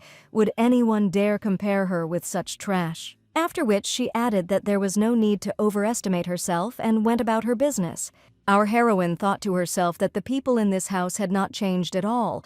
They just wanted her not to attract attention to herself, but she was not going to indulge them anymore. As a child, the girl always hid in the basement to avoid being seen by her family. At first it was scary to be there, but then she got used to it because she could calmly do alchemy. It was her talent. Extracting mana from magic stones requires innate abilities, so when she was able to repeat the experiment from the book at an early age, she was very happy. The little girl had hoped that she would be praised, but all she heard from her father was that she shouldn't dare show this to others, and if she did blab, he would destroy her laboratory. It was always exactly like this. No approval, no praise. He tried to hide her talent. This was to be expected, since this man does not want her happiness. Apparently Kanna had been living the good life for too long, the success that comes with hard work. She was used to it. Therefore, she hoped that her father would at least explain the reason for the refusal, but this became her biggest mistake, because of which her plan had a bad outcome. Our heroine was beside herself with rage, so she called him obscene words and wished that he would go to hell. Her plan failed. She neither divorced nor left her family. If she knew a way, she would definitely return back to Jew's Bodiva. But he's not going to hide in the corners either. The Duke was never easy to deal with, so it was necessary to think through your plan well. At the moment, divorce is a priority. The main goal is a happy life. And also to open a hospital, although the circumstances have changed, but she worked hard for 10 years for this dream, but the probability of returning to the body of Juhva is extremely small. So she needs to arrange her current life. She must move towards her goal. Since things didn't work out with her father, it's time to come up with something better. And the time is just right. Birthday of the second Princess Lillian Iseberg, the place where all the aristocrats will gather. But she too is included in this number. Duchess Valentino of the Addis family, she has never been praised until now. A girl who is not considered a mistress, who is despised even by the servants. A terrible woman compared to her husband. Her gloomy appearance played a big role in this. Black hair that no one wants to touch. Long bangs that cover her eyes. In order to succeed, she needs to solve this problem. Then she can stand proudly in front of everyone. Remembering Isabel's words that she can't even stand next to people, Kanna stated that they will see. Suddenly Cullen came to her and said that he had heard that her father had not given permission for a divorce. The girl replied that if he wanted her to leave, he should tell the Duke about it. It was he who ordered her to stay here. Addis herself does not want to linger here, so let her pretend that she does not exist. The young man asked if she wanted to live in such a place. Why didn't she go up to the laboratory above? Why shouldn't she stay in the basement? Our heroine was interested in what he had planned this time. She had already been through a lot, so she can distinguish truth from lies. He was probably just curious. As a child, the little girl asked why he came to her in the laboratory, whether he wanted to talk to her about something or what. Unexpectedly, the boy replied that no, he just came to warn. Never go upstairs because he doesn't want to see her face. After that, she was locked in the basement for 3 days. She would have definitely died there if it weren't for a passing servant who found her. And now he invites her to go upstairs, so she replied that it was not worth coming here for such trifles. Wouldn't it be better for them not to run into each other again? By the way, there is no need to call her sister either. Didn't they discuss this? Let him just address her as you, or maybe he wants to call her Duchess Valentino. The young man muttered that she didn't seem to be in the mood to talk to him now, but let her allow him to add something. The young man came here to propose to her to make a deal.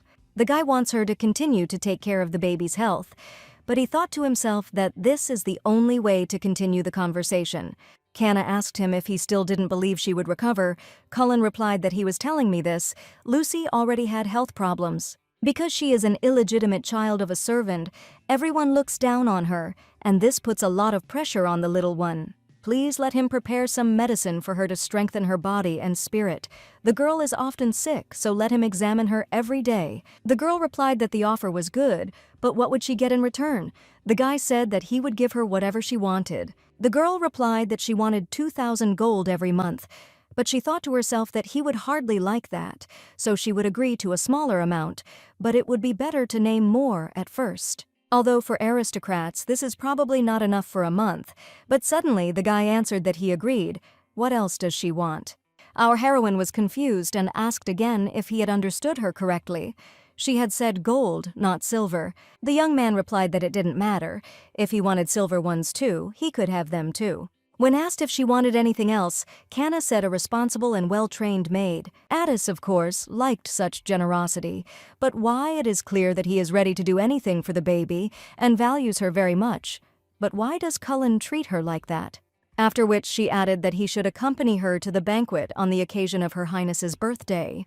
After some time, Kana thought about how she thought it would be a humiliating proposition for her brother to accompany the sister he hated so much. But the young man agreed too easily and even signed a contract. She doesn't know what he's up to, but he's currently bound by the terms of his contract, so he needs to take full advantage of it. The maid she asked for has arrived. Her name is Leah Mervyn. Where did he find this girl? She was not scared at all when she saw her. This is all well and good, of course, but what about her skills?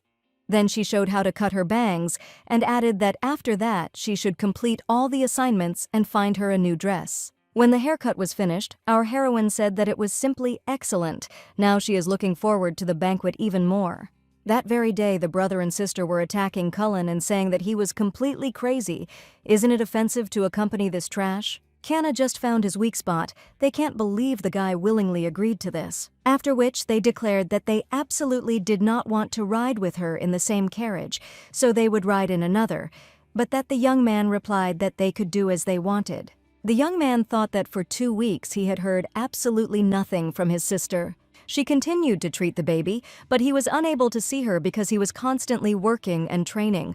Her maid was often very busy, so there was no opportunity to ask anything. Kana may become even more distant if she finds out that he is trying to find out something about her. Then he realized why he was even thinking about this. He himself did not understand it. Maybe it's because of guilt, but why does he feel out of place? But the girl doesn't need anything from him, so there's no point in thinking about it. You need to try to forget. Suddenly our heroine appeared, looking simply gorgeous, and asked how long he had been waiting for her. Then she came even closer and asked him how he liked her perfume. The guy didn't understand why she was asking him about such a thing. After which he muttered that it smelled nice. Kana noted to herself that he seemed embarrassed. The plan with the perfume worked. Then she took the young man by the arm and said that it was time to go to the celebration. Meanwhile, Isabel informed the princess that her sister would be a little late and that her brother Cullen would accompany her. Lillian has often been interested in her lately. Isabel thought to herself that she was the same woman that Sylvian used to avoid marrying her. It was too suspicious that they got engaged so suddenly. The girl tried to meet her in person at least once to find out the reason, but Kana does not attend banquets. Not only the princess, but also many other aristocrats noticed this, and now she finally decided to show her face. If she came to banquets, she either hid in a corner or ran into the garden. Her family doesn't really care about her, and doesn't even consider her a family member, a woman who has isolated herself. In that case, Kana is just a weakling who hides in corners from enemies. Let her continue to be modest. Meanwhile, high society had already begun to whisper that the same girl with black eyes and hair had arrived.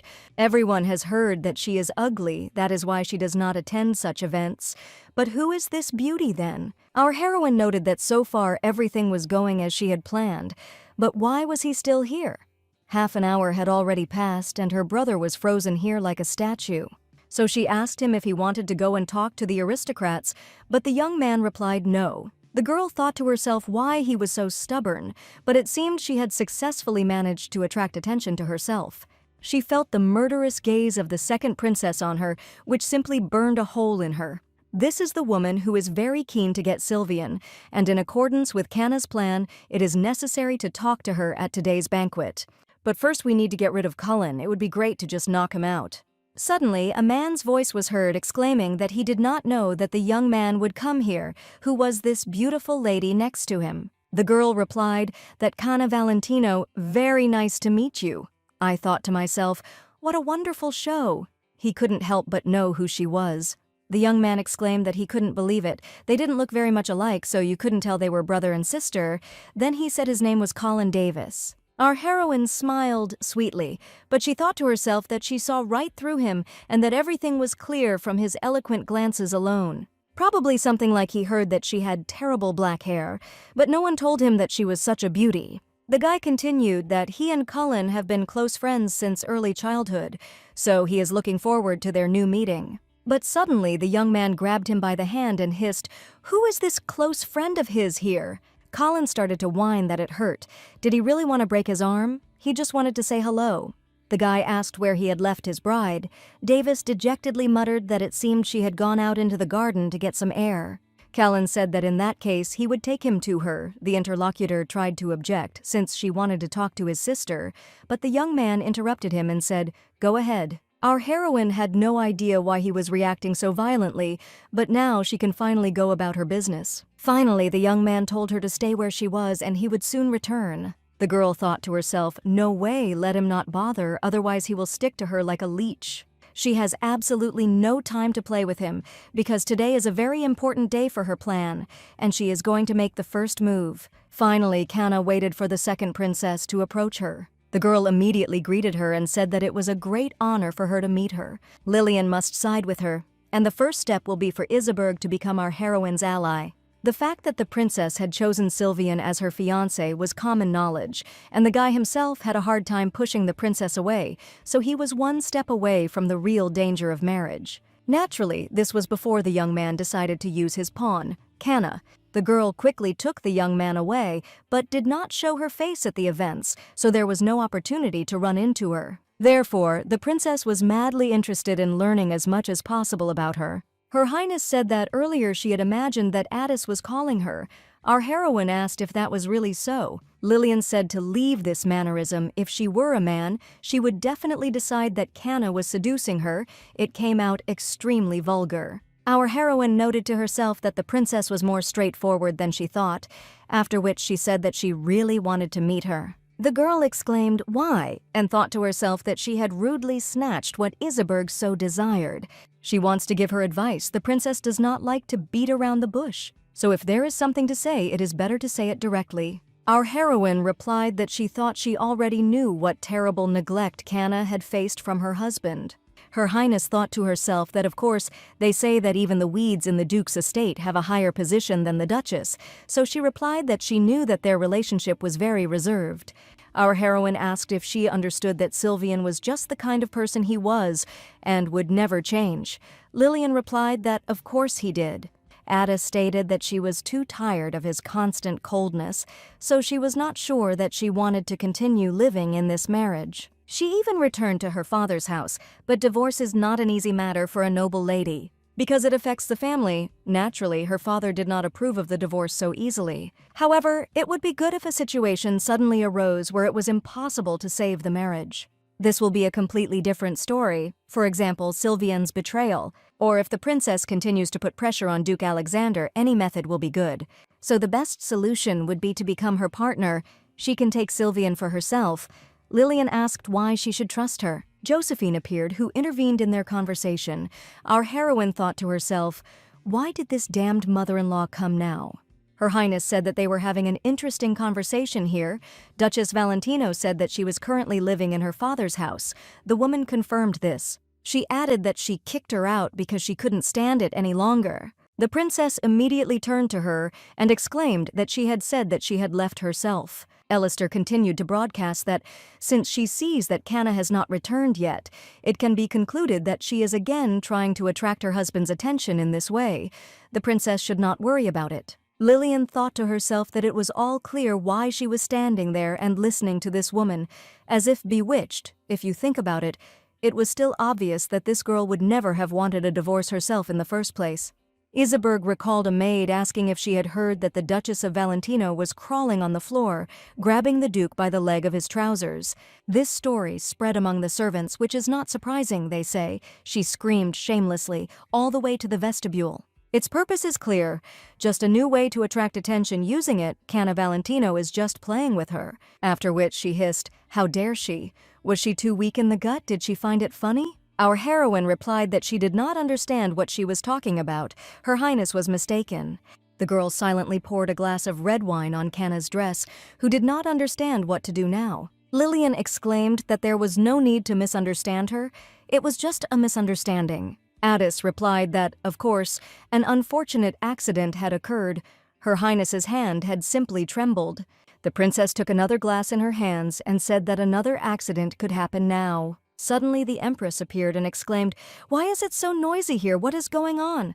Canna thought to herself that the woman had accurately noted everything that had happened, so there was no point in trying to hide anything from her. Then she realized that she could use this to her advantage, after which she began to sob and say that she had caused trouble. Alistair was indignant that she should have kept her fake tears to herself. How dare she behave like that? But the Empress asked her to speak more quietly. Then Her Highness hugged our heroine and said that everything was fine, there was no need to cry. The girl must have gone through something incredibly terrible. Addis did not expect that she would play along with her so well, but she said out loud that she would never do that again, and would never, under any circumstances, cause her any trouble. The woman immediately turned to Lillian and said that she was disappointed in her, and didn't she think that such behavior was not befitting of the true princess that she was? The girl should follow the example of the first princess, who is modest and very caring. When will she stop being a spoiled child who does thoughtless things? Isabel thought to herself that, being the daughter of a mistress, every time she found herself in such a situation, she could not do anything, so she simply asked for forgiveness. But even if that were the case, is it really possible to humiliate a princess in front of so many people? She should have been more careful, because she knew that the Empress was here. If only Canna had not driven her to it, everything would have been different. Suddenly, the princess's mother appeared and asked if her daughter had been rude to someone again. Our heroine saw her for the first time, but immediately recognized who she was. The main character of novels and plays on the Western continent, which are now at the peak of popularity. Known as the commoner who was born to be the emperor's mistress, there's a Isabel. Previously, she only knew rumors about her, but now Canna sees with her own eyes why she was able to become the emperor's mistress. It's as if she has a halo over her head. Teresa said that she would definitely talk to her later, let Her Majesty forgive her. The woman replied that, in that case, she leaves it to her. Lady Valentino, she said to come with her as she wanted to treat her to a cup of warming tea. The girl thought to herself that thanks to the Empress, she was able to somehow avoid this situation. However, why should she care about her so much? Apparently she has some hidden motives. But what ones? Then they came to some doors, and Her Highness said that they would talk there. Addis remembered saying that it had been a long time since she had touched such medicinal herbs. In the past, many doctors in the capital had dealt with them. Of course, they were not from the Western continent. The maid reported that their number had now greatly diminished. The Empress had already driven everyone out of the capital. They had failed and were unable to heal the first princess. The woman said that she wanted to introduce her daughter, the first princess of the empire, Amelia. Our heroine replied that it was a great honor for her to meet her, after which she introduced herself.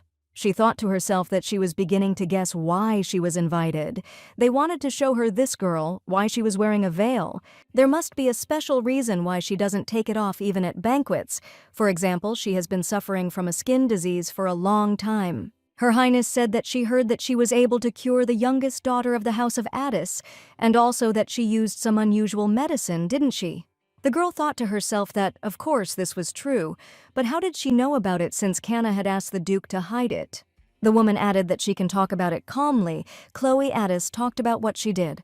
Canna immediately thought to herself that the woman would never have done this with good intentions, but then why? At that very moment, a terrifying guess pierced her mind. She deliberately pushed the Empress to call her. If he cannot cure the princess or she refuses treatment, then he will have grounds to expel her from the capital. If she makes a mistake even once, she will be able to brand her a fraud and even involve the little one in it. Chloe may want to get rid of both of them at once, after which she replied that, yes, she did cure the baby. The woman muttered that this was very good and told her daughter to take off her veil. The girl objected that she didn't want to because she hated being filmed. After a short argument, the woman couldn't take it anymore and screamed at her to take it off immediately. Amelia got mad, tore it off, and shouted for them to watch as much as they could to see if they were happy now. She had black and red spots all over her skin, and around them was whitish flaking.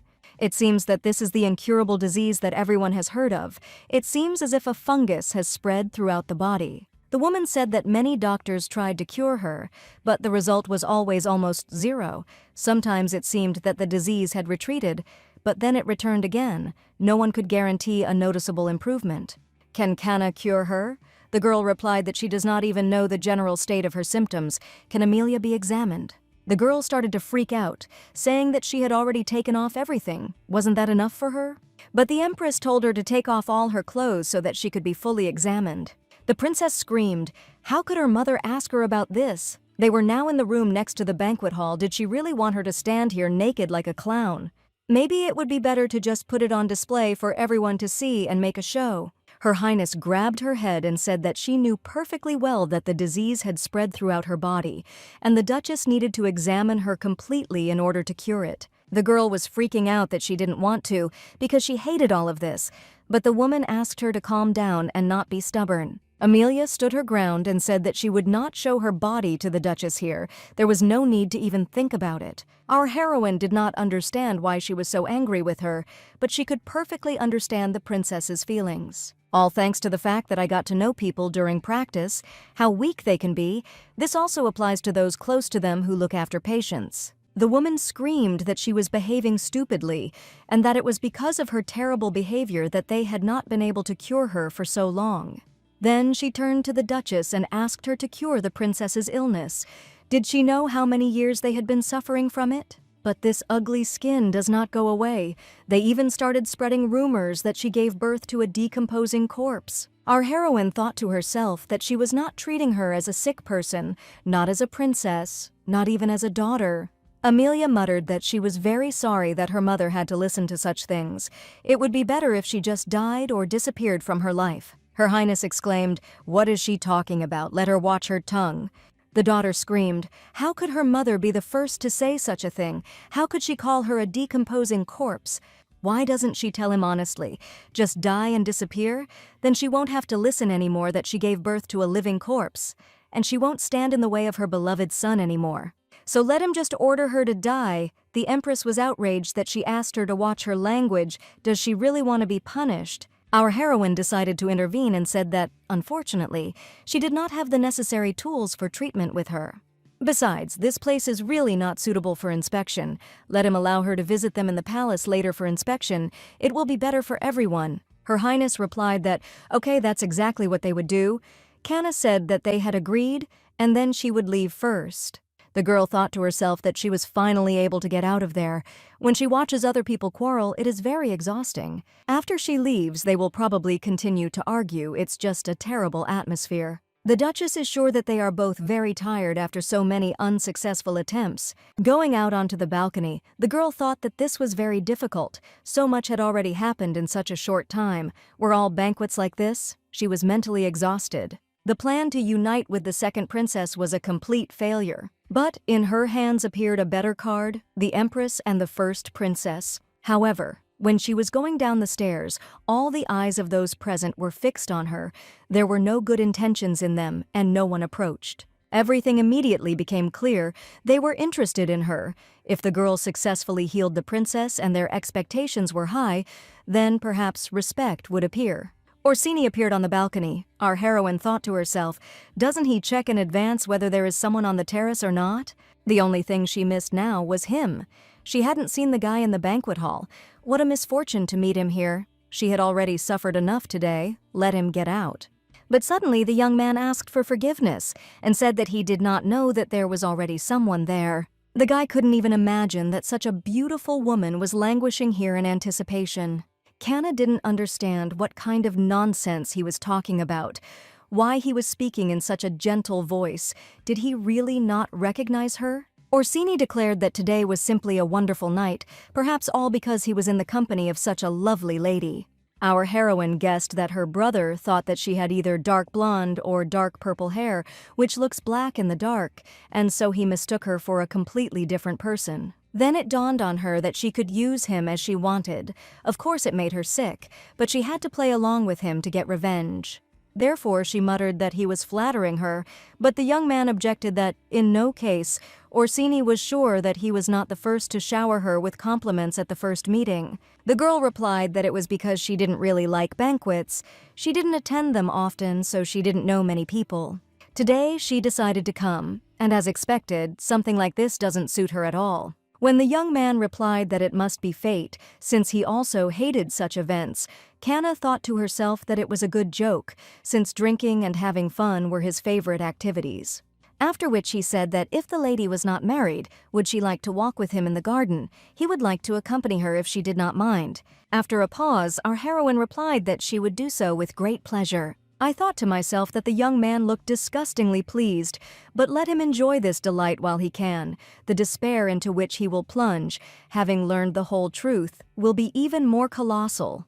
Watching them from the balcony, the guy asked if Duke Valentino really didn't care that his wife was going for a walk in the garden with another man.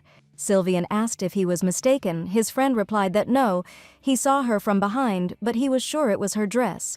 The first prince, named Argon Iseberg, added that he remembered her image because she looked unforgettable and magnificent.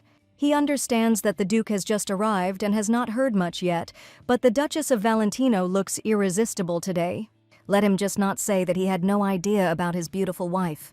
Sylvian immediately had a memory in her head of how she climbed into bed with him and told him that since they were married, they should do their marital duty. The young man hissed at her to leave his room before he called the servants and they would throw her out. The prince asked how one could treat such a beautiful lady like that. Isn't that what men prefer? He didn't see who the man was, but one could guess that they were going to have fun together. Will the young man really allow this? She is his wife.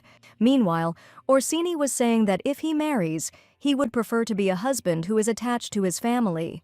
It is normal for an aristocrat to have several wives, but he is not like that. One and only one will be enough for him. Kanna thought to herself that with such a lunatic at the head of the family as he, she could only imagine its complete collapse. The young man continued to say that he would like to make her the happiest. He wants to devote himself completely to the one who will become his wife. Our heroine thought to herself that with every word he became more emotional, but all his words were useless. A fool who spent his whole life only drinking, partying, and training. It was becoming more and more difficult to listen to him. It just made me sick. Suddenly the guy stopped and said that as for his words about family and a future wife, it was all a lie. In fact, he had never even thought about it before. The guy always couldn't stand men who indulged women with such speeches. He considered them fools, and now he himself behaved in exactly the same way. This is all because the young man fell in love with her at first sight. Kanna thought to herself, congratulations, he dug his own hole. Now for the rest of his miserable days, he will suffer from the memories of this moment. Perhaps he will even bite his tongue out of shame. Just imagining it, the guy said that he was late with the question. But still, what is her name? Our heroine could not restrain herself and began to laugh loudly and heartily. The young man did not understand what had happened. Had he really made some kind of mistake? The girl said that she simply couldn't believe that he was saying all this seriously because it was so funny. Let him excuse me, of course, but it will be difficult for them to start a family. In their days, weddings between close relatives are not really allowed. Besides, she is married. When Orsini realized who was standing in front of him, he grabbed her by the shoulders and hissed that he would kill her. Kanna replied that let him kill. Was it really so long ago that he had forgotten everything? Let him do the same as always. Lips broken, spitting blood, eyes swollen, full of tears from unbearable anger on his part, there is not a centimeter on her body that he would not dare to injure. Therefore let the young man act as usual. I was thinking to myself, how did he manage to do all this? Did I manage to drive him crazy? Why is he hesitating? Let him explode already like a true Orsini. When the pause dragged on, the girl realized that something was wrong and asked if he was going to take revenge on her. The boy said it was annoying. He couldn't recognize a pathetic piece of trash like her, and he was also talking nonsense. He was angry to himself. How did this happen? He was the one who always held this girl in his arms. Why now it seemed to him that they had changed places. After which he finally yelled, "Does she really think that she did something truly great? How did Kana even dare? Does she really think that she could insult him with this?" Our heroine replied that she wasn't sure, but he thought, judging by what he saw, it worked like a charm. The younger brother completely lost his temper and screamed that there was no need to be mistaken about who needed her anyway. After which he pushed her with all his might, so much so that she fell to the ground and simply walked away. Kana thought to herself that he would really just leave. How could this guy get offended so easily? Maybe he's drunk. She's not sane enough to go through all this right now. Although he always becomes more aggressive when he drinks, what's the big deal? The girl tried so hard to get him out of it. The young man hit her softly, but she wanted to get obvious evidence and use his cruelty as an excuse. She could even ask the Duke for help. Without evidence, everything will be hushed up and no one will notice anything, because there is no video surveillance in this world. In any case, why bother with something that is not suitable? Even today, in any case, it is of no use in this life. But she is still pleased that he was incredibly ashamed, so she is satisfied with this and can return. When our heroine got to her feet, she suddenly saw Sylvian in front of her. Valentino. What an unpleasant surprise. How long has he been standing here? She didn't even notice. Just don't tell her that the guy saw everything, although it's obvious what he'll do now, but in principle she doesn't care, since she's not going to run into him. Having shaken herself off, Kana was about to leave, but suddenly the young man said that the grass was still left. Our heroine was taken aback by this turn of events. Did he really talk to her? In the memories of Juva, Sylvian was always the one who answered. Not once in 7 years did he approach her first. And now I decided to talk about the grass, but she should get rid of it, since she still has plans. While Kana was looking for where else the grass was stuck, the guy came up to her and removed it. The girl asked to just tell her about it next time, since she can handle it on her own. Valentino suddenly asked if the guy had cleaned up. They seem to have had quite a busy time. She has bad taste in men. Addis didn't understand what he was talking about at first, but then it dawned on her that he thought she was here tumbling with a guy. So it turns out that Sylvian hadn't met Orsini. Previously, the young man considered her as a duchess, only in words, a silent doll who doesn't even show her nose at events. But what will happen if this doll dares to have an affair? What if everyone starts pointing fingers at the Valentino family? It's probably offensive.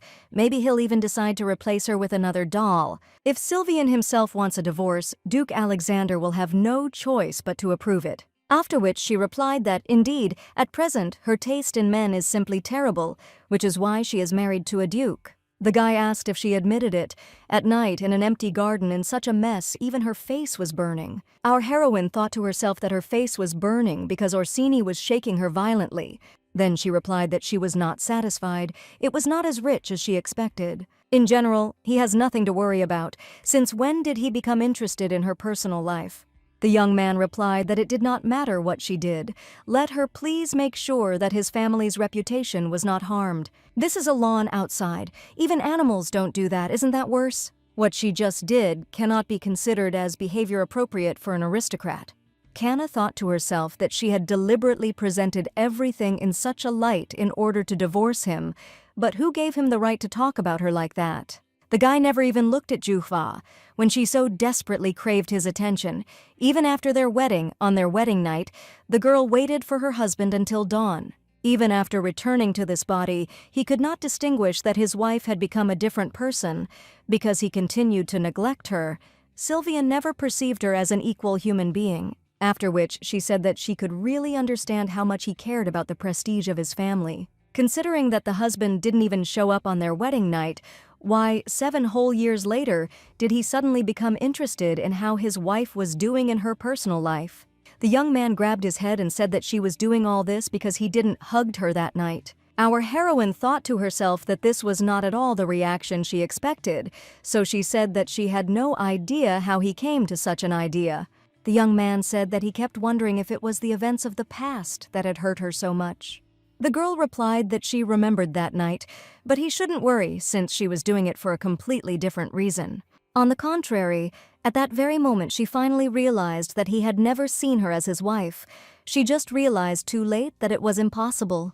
Let him not misunderstand her. The girl understands that he was very busy with work, so his male strength left him. What a shame, considering how young he is. But he has nothing to worry about.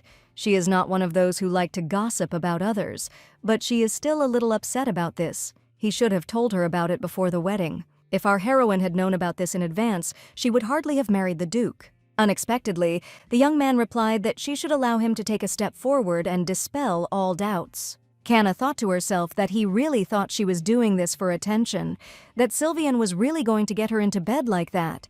After which she said that she had no feelings left for him. She just wanted a divorce as soon as possible. The only reason it was being delayed was because her father had not yet given permission. The girl is trying to make it happen as soon as possible, so that she hopes that in the future there will be no unpleasant surprises involving him. She will definitely achieve a divorce. The Duke said, "Oh well, that can't be," after which he wished good night and began to leave. Addis noted to herself that from his facial expression one could understand that he didn't believe her at all, but the guy would still see everything. She would prove it to him. The next day, the maid reported that Orsini had gone out to train with the sword before dawn. She had heard that it was the novice knights who were training others, so he had returned to learning the basics. Kanna thought to herself that he was already one of the best swordsmen in the Empire. Besides, he would never go back to the basics to learn a new discipline. In other words, he's doing this because he's terribly embarrassed to cross paths with her, and from now on the mansion will be much more comfortable. Suddenly another maid looked into the room and said that the Duchess had a guest. The girl was in a good mood, so she asked who it was, because she did not remember anyone notifying her of their visit. When she arrived at the room where they were waiting for her, she was simply dumbfounded when she saw that very guest. It turned out to be the first prince of the Argan Empire, who said that they finally met because he had been waiting for her for a long time. But everything was fine. She could just apologize. The girl couldn't even believe her eyes at first. Why did he need her? She doesn't think that she did anything that would somehow affect him. The young man took her hand and said that now, when he looked at her closely, he saw that she was even more beautiful. Kanna was taken aback and muttered that it was a great honor to meet His Highness. The guy said that her voice was also beautiful, and her scent was simply captivating. Addis thought to herself that his gaze made her feel uncomfortable in her father's house, but asked why he was looking for a meeting with her. When the young man reported that the Empress had asked to invite her, the girl said that in that case she would immediately prepare the things necessary for the trip. The prince said that she needn't hurry. He wouldn't be at all burdened to wait for such a beautiful lady. On the contrary, he would only be glad. After some time, having sat down in the carriage, our heroine thought to herself that there were no guards or servants with them. Was it normal for a member of the imperial family to move around like that? Breaking the silence, the young man said that he still couldn't figure out what kind of suitcase she had with her. Kanna didn't want to keep up a conversation with him the whole way, so she replied that it was nothing special. Argan replied that of course, in that case he would read a book. The girl was surprised that the guy gave in so easily. She thought that he would perceive it as rudeness. As stated before, he is Princess Lillian's older brother, so Kanna expected him to have the same bad temper as his sister, but it seems she misjudged him beforehand. Watching him, one can say that he is more like Teresa. The trip will be more comfortable than she feared. However, something was strange. Why did the Empress send her mistress's son for her? Usually such serious issues as the princess's illness are resolved within the imperial court twice, so why did she send someone who is a thorn in her side? Suddenly, the young man slammed the book shut and said that he had one question. Could he ask it? It so happened that he heard that his sister had insulted a girl, and she even cried because of it.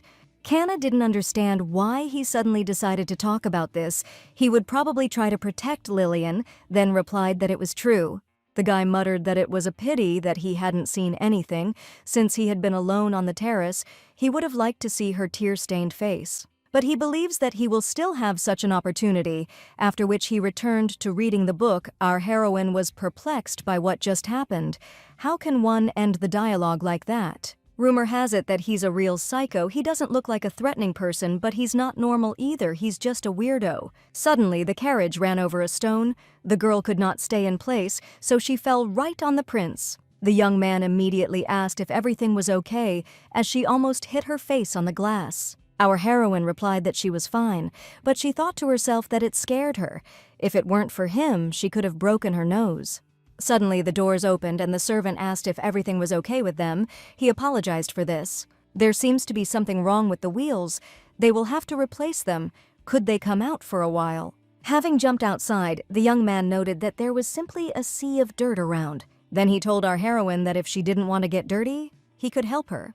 But the girl did it herself and said that everything was fine, there was no need for it. I wouldn't want to cause any trouble. She can handle this kind of thing herself. She's lucky the suitcase didn't break. When the guy asked if she would hold him herself, and Kana answered that she would, the prince said that it was sad she was upsetting him, after which, with one blow, he killed the young man who was standing behind him. The girl was shocked and thought to herself that she was taking her words back. He was not a weirdo, but a real psycho. His Highness asked her what she thought, why he did it, and what he was going to do with her. Then he cut her shoulder and said that it was a mistake. Kana thought to herself that it didn't look like he was trying to point the sword somewhere else. Was he really going to kill her? Argon continued. Does she think that she can handle this alone? Perhaps now she will desire his favor. Addis wondered if it was all because she had refused his favor, if that was a reason to threaten to kill her, if he was really that much of a psychopath.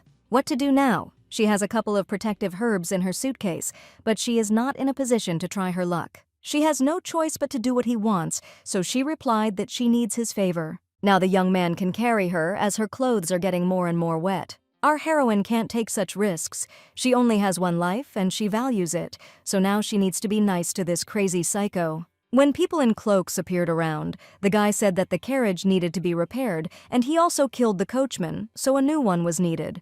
Kana was surprised that he didn't even hide it. If she tried to use herbs on him, these guys would have immediately cut her down. It's good that she decided to pretend to be nice.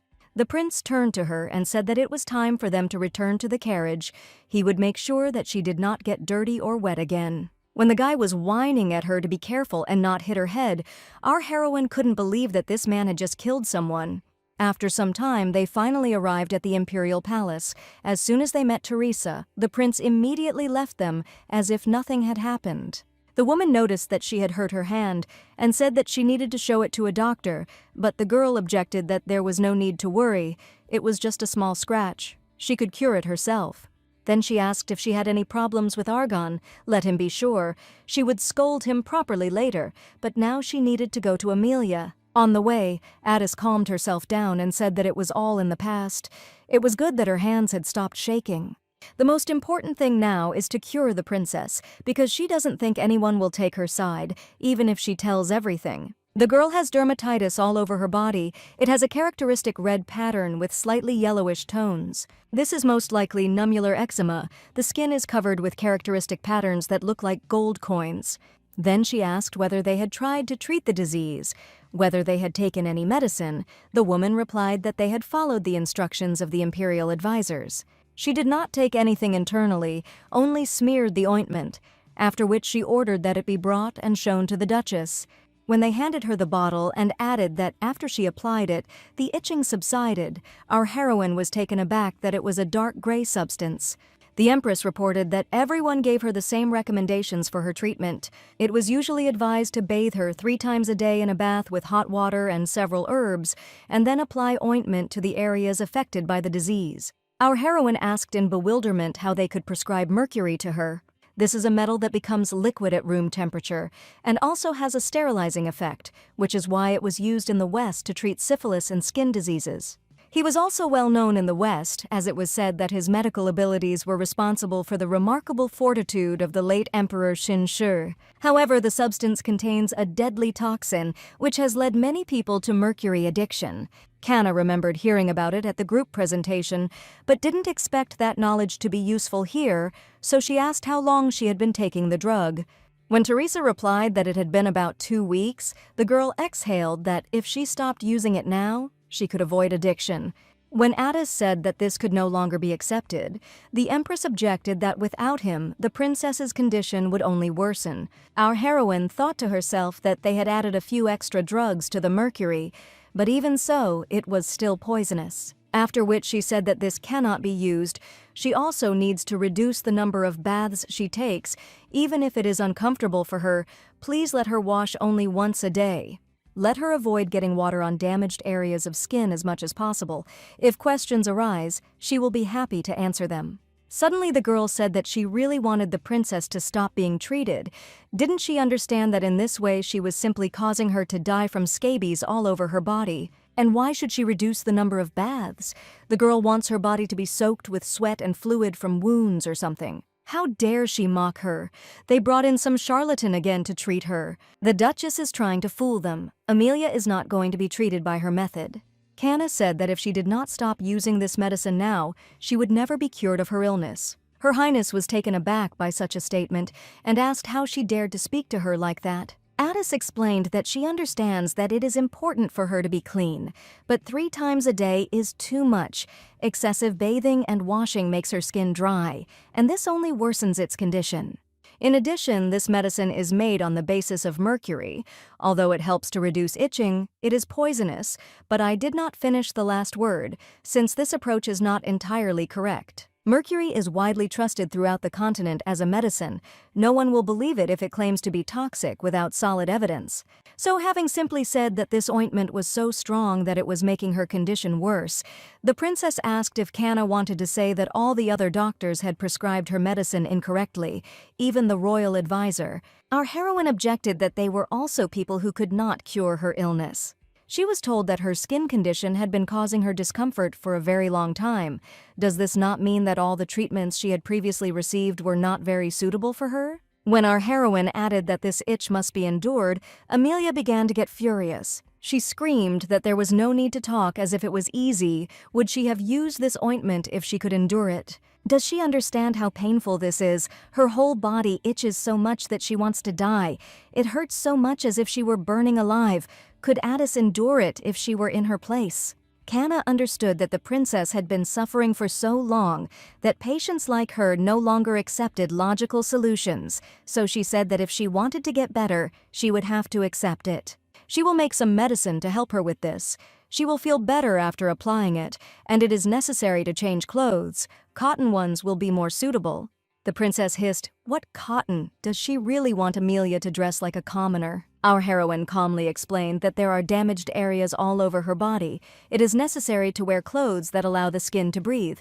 In this case, cotton is more suitable than silk. The girl immediately exclaimed that she did not know that everything was so serious, so she immediately ordered that some cotton clothes be brought to her, after which she began to ask what else she needed to do. Let the Duchess speak quickly. Canna said that she would also recommend changing the bed linen in her bedroom. It is better to use cotton bedspreads. The princess immediately screamed. Did everyone hear her? Let them write it down immediately. Not a word of what was said should be missed. Our heroine thought to herself that the girl had really suffered a lot in her age. What she said would be considered nonsense by most people, but she could not believe that Amelia was clinging to it so desperately. The Empress asked if that was all or if something else was needed. Canna replied that she needed to get some herbs from the east. Would she be able to do that?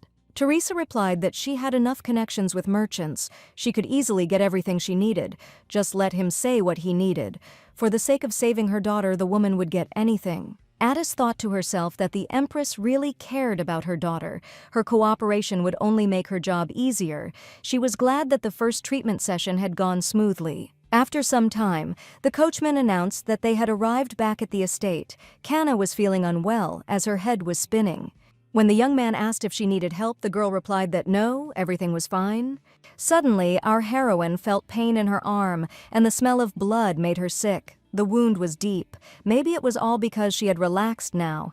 The girl tried to find the reason in a logical way, but she doesn't really know what's happening to her. And finally, the shock state from her mind flooded her entire body. And all because today she will have to face an even more unpleasant situation. It was Duke Alexander, and he had a sword with him, very similar to the one that the prince had. As soon as the girl thought that she needed to get out of here, the man came up to her and said that he had been waiting for her. Then the father noticed her injury and asked what had happened to her. Our heroine was surprised since when he cared about her condition, so she replied that it didn't matter. Let him take his hand away. She thought to herself that if she told him, would he listen? Today they threatened to kill his daughter, but there was no one who could help her. She knew that the crown prince wanted her dead. So she had to sacrifice her pride and exchange it for her life. Just to save herself, her father would yell in response, "Who cares about her anyway? She knows it perfectly well, so it doesn't matter whether she says it or not. Nothing will change. None of this matters anymore. The girl is doing just fine on her own. It's always been that way." After which she added that she was very tired today, so she wanted to go and rest. But the man insisted and asked him to explain what happened to her. Kana asked why he needed to know this, whether he wanted to find that person and reward him, or what. Then she asked her again to let her go and went to her room. While Addis was sleeping, she dreamed of her family from her past life, and her mother worriedly asked if it hurt a lot. Dad said he would make her some porridge with abalone, just the way she likes it, let her wait a little. The younger brother wished her a speedy recovery so that they could eat chicken together. But when the girl opened her eyes, she saw Cullen in front of her, who stated that she had woken up. Our heroine immediately asked what he was doing there. The guy replied that she fainted in front of him. He thought that she would be uncomfortable in her evening clothes, so he asked the servants to change her clothes and also replaced the bandage with a fresh one. Addis looked out the window and thought that none of this interested her. Let him just go away. It was only just dawn, but she already felt much better after sleep. As expected, her psyche was in shock, and she was also physically tired because a man had been killed right in front of her, and she herself had almost been killed. Her heart was still pounding wildly just thinking about it, as she had never seen such a horrible death, but there was no point in dwelling on it so much, as there was a lot of work to do.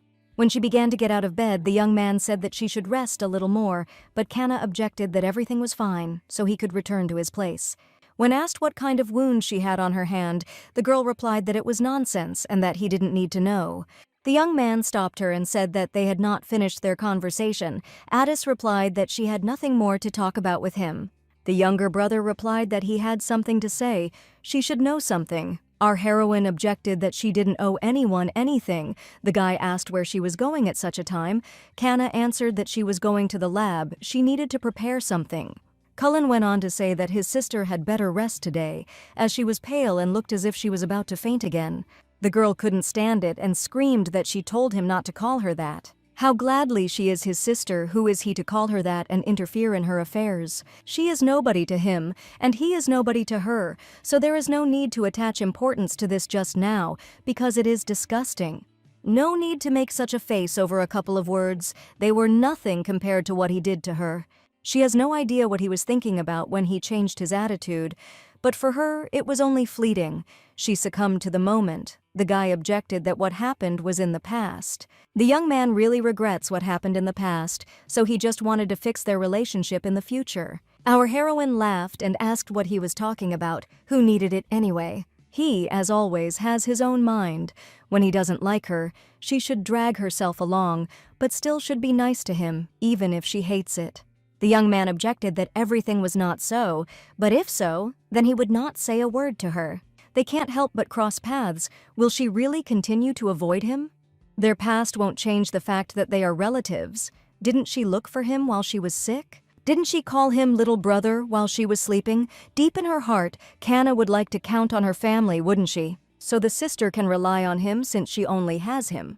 Last night, her father just looked at her unconscious and did not want to help, and her brother was the one who took care of her all this time. Cullen, when he saw her, immediately took her in his arms and shouted that his sister had fainted. Hearing this, Alexander remained standing in place, unshakable, like a castle in a frosty winter. Filled with furious emotions, the man wanted to say something to his son, but changed his mind, simply turned around and left. Therefore, the young man insisted that he was the only one who had Kana. But suddenly the girl snorted and replied that the younger brother she was calling was not him. Does he really think that she could be somehow offended by the Duke's actions? In her dream, she saw her little brother from her past life. Isn't it too arrogant to think that it was Cullen? The young man muttered in confusion, What if not him, then who, Isabel or Orsini? Addis replied that no, they had been apart for more than 7 years. Did he really think that during that time she could not have had a man who became like a younger brother to her? There is one child about his age whom she considers close to her. Or rather, that man is her brother. He is the only one she is looking for, but not Cullen. Having called him an obscene word, the guy hissed who he was. The girl was indignant. How dare he speak like that? The guy asked her why she was angry that he called the kid she considered her brother a bad name. Kana grabbed her head and said that she regretted deciding to talk to him. After which our heroine hissed at him to get out of her sight, while still politely asking. The young man shouted that, okay, if that's what she wants, then he'll leave everything as it is. He's not going to take care of her anymore. Let her do what she wants. Addis thought to herself that it was disgusting to see him freaking out, as if she had been unfair to him. Could he really have thought about his past mistakes and wanted to improve the relationship? It's just absurd. He should have said something like that before she created this medicine. She invented it with the purpose of committing suicide on her 14th birthday. It can stop the heart. At that moment, the girl drank it without any regrets. So miserable was her life. However, it did not work. The effect was insufficient, but now this is what is needed. Kana doesn't want any trouble because of this fool, and she can't afford to stay like this because she was asked with an important request. After Addis finished consulting the princess yesterday, the Empress personally escorted her to her carriage and asked for forgiveness for her daughter's behavior. Amelia became embittered because of her illness, and before she was a sweet child and behaved well, the woman could not even imagine that such a day would come. Then she came to her senses and said that she should not have said all this. When the girl replied that everything was fine, Teresa added that, in any case, she was looking forward to their cooperation because she trusted her. Then she said that she always has a pleasant aroma. What kind of perfume does she use? Because she had never heard anything like it before. Our heroine replied that it was difficult to get in stores, but she could bring it as a gift. This was the perfume that the girl sold in her shop in her past life. This scent does not exist in this world, but she can create it using plants from the East. She had been preparing it diligently for 2 weeks, planning to advertise it widely at the banquet. But this plan failed since no one approached her because of the scandal with Lillian, and unexpectedly the Empress would become the first client. Then I decided that it was necessary to get down to business. This would be an important step towards subsequent plans. Meanwhile, the Crown Prince was telling Sylvian that he had encountered his wife, that up close she was even more beautiful. His heart was trembling. Did the Duke feel the same? When the young man answered that no, the guy asked if he was definitely not into men, but he again answered, definitely not. Argan asked why he was then not interested in how they met the Duchess, or how he hugged her, watching her frightened face. Wasn't he curious? Valentino replied that no. When the prince said, what if he said that he cut her with a sword, the Duke's expression immediately changed and he asked whether the guy had killed her. The young man replied that it was not Kana, but a spy who was pretending to be a coachman. He planned to let him go. He was too lazy to get dirty, but still took advantage of the opportunity to get rid of him. Sylvian replied that, of course, since she had not died, there would be no need to search for a new wife. Argan stated that his sword is filled with magical stones. Even a small scratch is enough to cause severe bleeding. Some even lose consciousness. Is he not interested in this too? The young man hissed that he was not interested in this and that it was none of His Highness's business. So he asked him to stop paying so much attention to the concerns of the Valentino family. The prince declared that he was cold. If such a beauty were his wife, he would keep her closer. The Duke is very stupid. After some time, our heroine's everyday life began to flow quite calmly. All because Duke Alexander, Cullen, and even Sylvian went on a military campaign, as monsters suddenly began to appear from the black fog. But this still did not mean that her everyday life was quiet and boring. Amelia was freaking out because everything was itching. She wanted to die from this unbearable itching. This was the 5th day of treatment. Each time the girl breaks a vase in her emotions, and it seems this is already the 5th.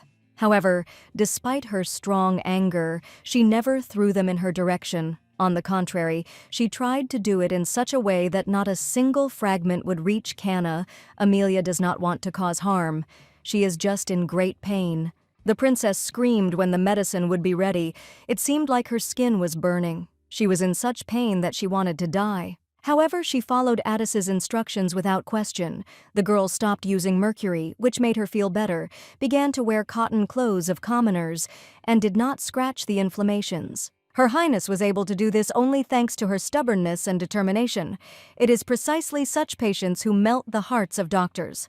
Kana apologized for having to wait so long and said that she had brought an ointment that would replace mercury for her. Records of this ointment remained in ancient medical encyclopedias, and since then it has been widely used for external use. It was the best-selling product in its online store. Since she had done this many times before, it was done quite quickly, but due to the very long delivery of the medicines, the preparation took a long time. Amelia asked if it would stop itching if she used it. Canna replied that it would only stop itching if she applied it constantly. The princess said that she heard that the herbs that Her Majesty asked for were delivered only yesterday. She thought that it would take several days to make the ointment, but it happened so quickly. Addis said that it must have been very difficult for her, but she endured everything. The girl followed all her instructions well, so Canna also wanted them to get well soon. She thought to herself that if the herbs from the Empress had arrived faster, the princess would have gotten rid of the itching long ago.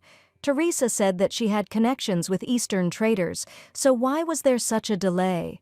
In a past life, it would have been delivered the same day, although no, in her online store it was possible to do it even faster if the desired product was in stock, because she always made bestsellers in large quantities. I wonder how Ju is doing. However, what difference does it make? She is probably surrounded by the care of her loving family, unlike our heroine. Her thoughts were interrupted by the voice of Her Highness, who exclaimed that she seemed to feel better at once. It still itched, but she could bear it. Canna reported that her treatment would also include a herbal decoction, which would need to be taken 3 times a day, and that she should not forget about it under any circumstances. When our heroine was getting ready to go home, the girl asked her for forgiveness for her antics and for throwing vases. When Canna replied that everything was fine, Amelia suggested having a cup of tea and a little chat. Our heroine didn't expect this, but she thought, why not? She doesn't see anything bad in it. While drinking tea with the princess, she didn't even notice how quickly time flew by. The sun was already setting. Amelia said that the Empress, along with the medicinal herbs, bought something else, a very rare tea, so the princess hopes that Addis will like it. A week ago, our heroine could not have imagined that she and Her Highness would become so close. After all, their first meeting was simply terrible, and besides, she put her life on the line for this deal. But now she is grateful that they met. The more often they see each other, the more attached they become. A few days later, Teresa thanked our heroine for such a valuable perfume. She will use it often. By the way, the Empress is probably wasting her time asking her to cure the princess, since 2 weeks have passed, but the illness still does not go away.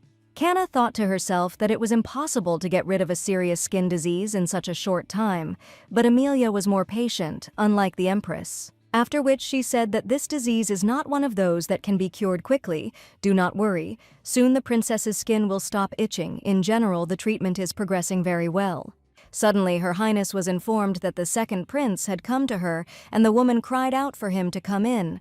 The guy is the Empress's natural son and Amelia's brother, as well as the man who will become the next monarch, and his name is Crescent. The woman asked what the reason was for his coming. He could have sent someone with an order, and she would have personally brought everything that was needed. The young man said that he had heard that his sister had a new attending physician. The Duchess immediately said that it was a great honor for her to see him, after which she introduced herself. Crescent asked how his sister was. He would like to visit her, but his mother stubbornly holds him back. Teresa screamed at him not to go to the princess's palace under any circumstances. It was full of different bacteria, so he shouldn't even think about doing it. The son told her not to worry. The Empress asked her to promise her, since he would not be able to keep it if this disease passed on to him. What would they do then? Canna thought to herself that it was understandable that her son was the future emperor, so she treasured him. But the woman expressed herself so harshly, it was extremely unpleasant to watch this scene. Our heroine wanted to escape from there as soon as possible, but for some unknown reason the prince invited her for a walk. The guy said that he didn't manage to attend Lillian's banquet, but she had heard how beautiful Addis was, and it was true. The girl pretended to be embarrassed and said that he was exaggerating, but to herself she thought that he should get down to business and say what he needed. The young man continued to say that in addition to her beauty, she was also a skilled healer. Canna began to think that this was somehow strange. It seemed that they were gradually moving away from people and secluding themselves, and this long conversation was literally about nothing. Suddenly, the prince stopped and announced that at last there was no one around and they were left completely alone. Kana didn't understand what was going on. Was he really as inadequate as his brother? But suddenly he put a water vessel in her hand and said that it was an antidote, something that could save her and his sister. The guy hoped that she would keep it a secret from other people. The girl didn't even have time to ask anything when the knights appeared and said that she had to go with them. The men reported that this was an imperial decree, that the one who caused the death of Princess Amelia must be immediately detained. According to the maid herself, the girl kept talking about being tired all day. Then the princess began to cough up blood, lost consciousness, and never got up again. According to the imperial physician, cardiac arrest occurred due to an excess of poison in the body, and the very first suspect is Kana.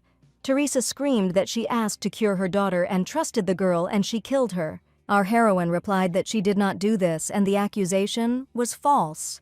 The woman claimed that every meal of the imperial family was carefully checked for poison, but she had been poisoned, and the only thing that could have poisoned her was her ointment. When Kana said that it was not her, the empress struck her again and exclaimed, "Who then and how could have done this? Amelia could only have been poisoned by her herbs." Let her confess already and ask for forgiveness from her daughter, who, having trusted her, followed the treatment and eventually died. Our heroine looked her in the eyes and said that she was repeating again it was not her. The empress was indignant that she still had the audacity to deny this. From now on, no one should bring her water or food until she confessed everything. Lying on the floor, our heroine thought that, of course, the first thing that comes is assault.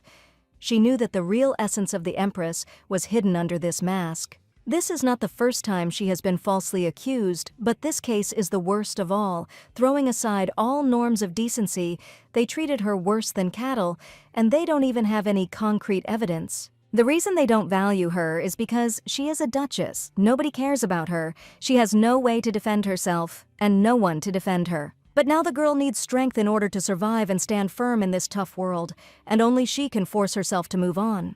Meanwhile, the empress decided to check whether her daughter Amelia was really dead. The woman begged her that the cardiac arrest was just an incorrect conclusion by the doctor. It's all her fault. Let her forgive her for hurting her with her words.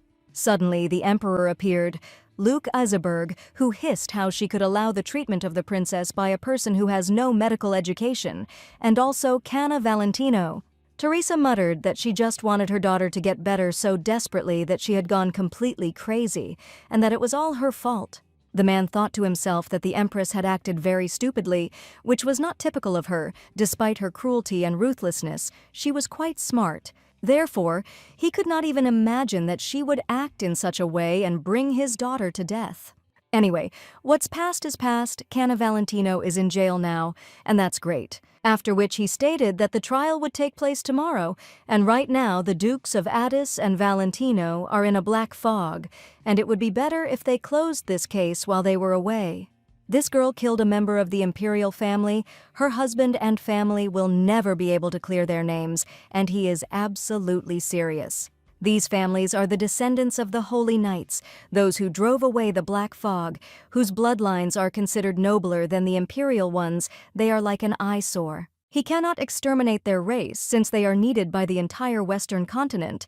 It would be nice to show these noble families once who is their master. This is a great chance to take away their former glory and return all the honors to themselves, so using this useless girl is a very good option to disgrace these families. After which he declared that he wanted this to be a public trial so that the people could see it too. The man places all responsibilities entirely on the empress, and she will direct the entire process. Valentino and Addis families entirely, let him only mention Kana, he will tell the Supreme Court everything himself. He thought to himself that in this way the eldest daughter of the Addis family and the Countess of the Valentino family would be ridiculed in front of the common people. Then His Highness added that Kana would be sentenced to death, had they agreed with the Empress.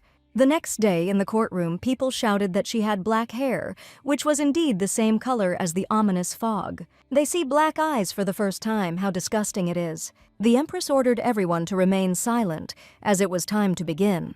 The judge declared the session open and told the Duchess to stand up, but those present continued to shout that the black-haired one had killed Her Highness, and that this witch should be hung upside down and set on fire.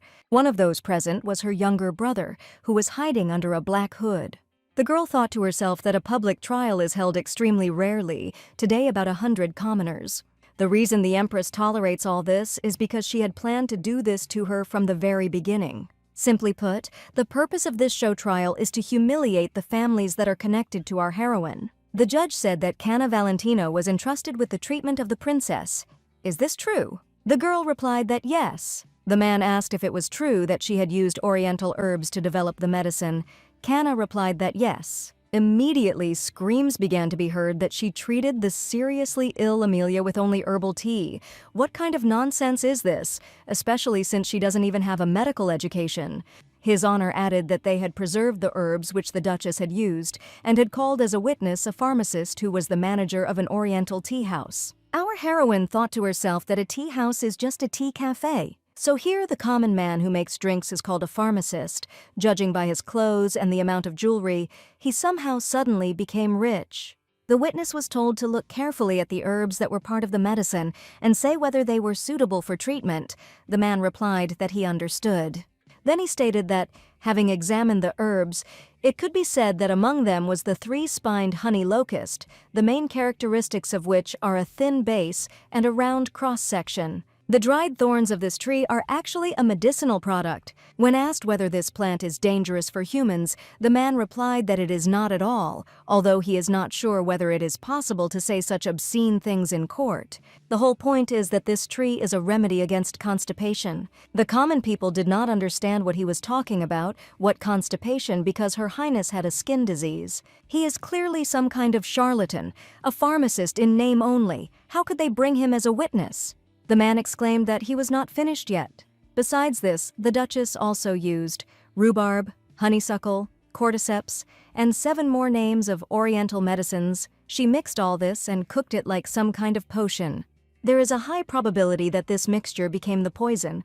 The judge asked if he was sure of this. The pharmacist replied that yes, only one type of herb is always used for the decoctions to achieve the desired effect, and Canna used honey locust in huge quantities, which led to dehydration. From this alone, one can understand how chaotically and madly the Duchess acted. Our heroine could not stand it, since she could not listen to it any longer, and said that everything he said was a lie. It is not true that honey locust is a remedy for constipation. The thorns are not used to treat it. The man was indignant. What was she talking about? The girl continued that in the treatment of this disease they use dried husks from the seeds of the honey locust tree. It seems that the person is not aware of the medicinal properties of this plant. The man was indignant that he was actually a pharmacist here. How dare she lecture him about herbs? The girl replied that he did not understand her. She was not trying to teach him, but simply pointed out the place where he made a mistake. If he is so sure that he is right, then he can look in the reference book of medicinal herbs, and then they will find out who is actually right. The witness thought to himself that she was a brainless girl. Did she even know how many decoctions from this plant he had sold in his entire life? How could anyone doubt his specialty? So he said that they would check right now. After the man buried his face in the reference book, a deathly silence fell over the courtroom, and he was asked why he was silent. The man stuttered and replied that it was written there that the thorns were used for swelling and helped to release pus. Those present were surprised that he really didn't know about this. They needed to look for another tea house. Our heroine said that this is one of the best remedies for treating skin diseases. The reference book also says about it. The pharmacist did not understand how she knew all this.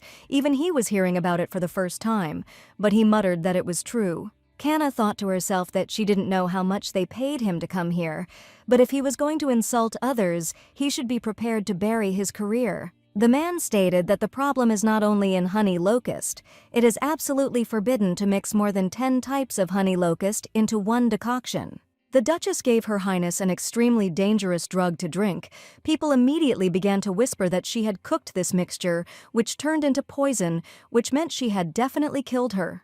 The girl replied that she did not deny that thoughtlessly mixing herbs was dangerous, but, to be more precise, only combinations of herbs with opposite properties that could not be used together would be dangerous. The Empress grabbed her head and asked how much longer they would listen to this nonsense.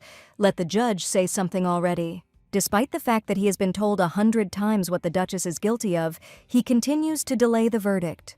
Does it really mean nothing to him? Canna tried foreign methods on her. She insulted not only Amelia, but the entire imperial family. For this crime, it would be most appropriate to destroy all 3 generations of families with which Addis is associated. However, His Imperial Highness highly values the achievements of the Valentino and Addis families and conveys that he will not place blame on them. When she added that based on this, only the Duchess would be punished, Kanna thought that she knew it. In this world, the imperial family stands above all laws. Teresa screamed that the judge really thought the imperial family's decision was wrong. The man replied that it was absolutely right. The court finds that Kanna Valentino is guilty of murdering the princess through negligent disposal of medicinal herbs. This is a serious crime, which, according to the laws of the empire, deserves the destruction of 3 generations. However, His Imperial Highness showed mercy, taking into account the merits of the Valentino and Addis families. The court sentences to death only the Duchess who committed the crime. People were shouting that she should die. There was no point in shedding tears. She should die for killing the princess. But the girl thought that everything had gone too far. Why our heroine can't do anything the way she wants. The trial, with a predetermined ending, was very boring. Everyone present saw how she was led out with her head down and thought that she was crying, but in fact she lowered her head to hide the extremely bored expression on her face.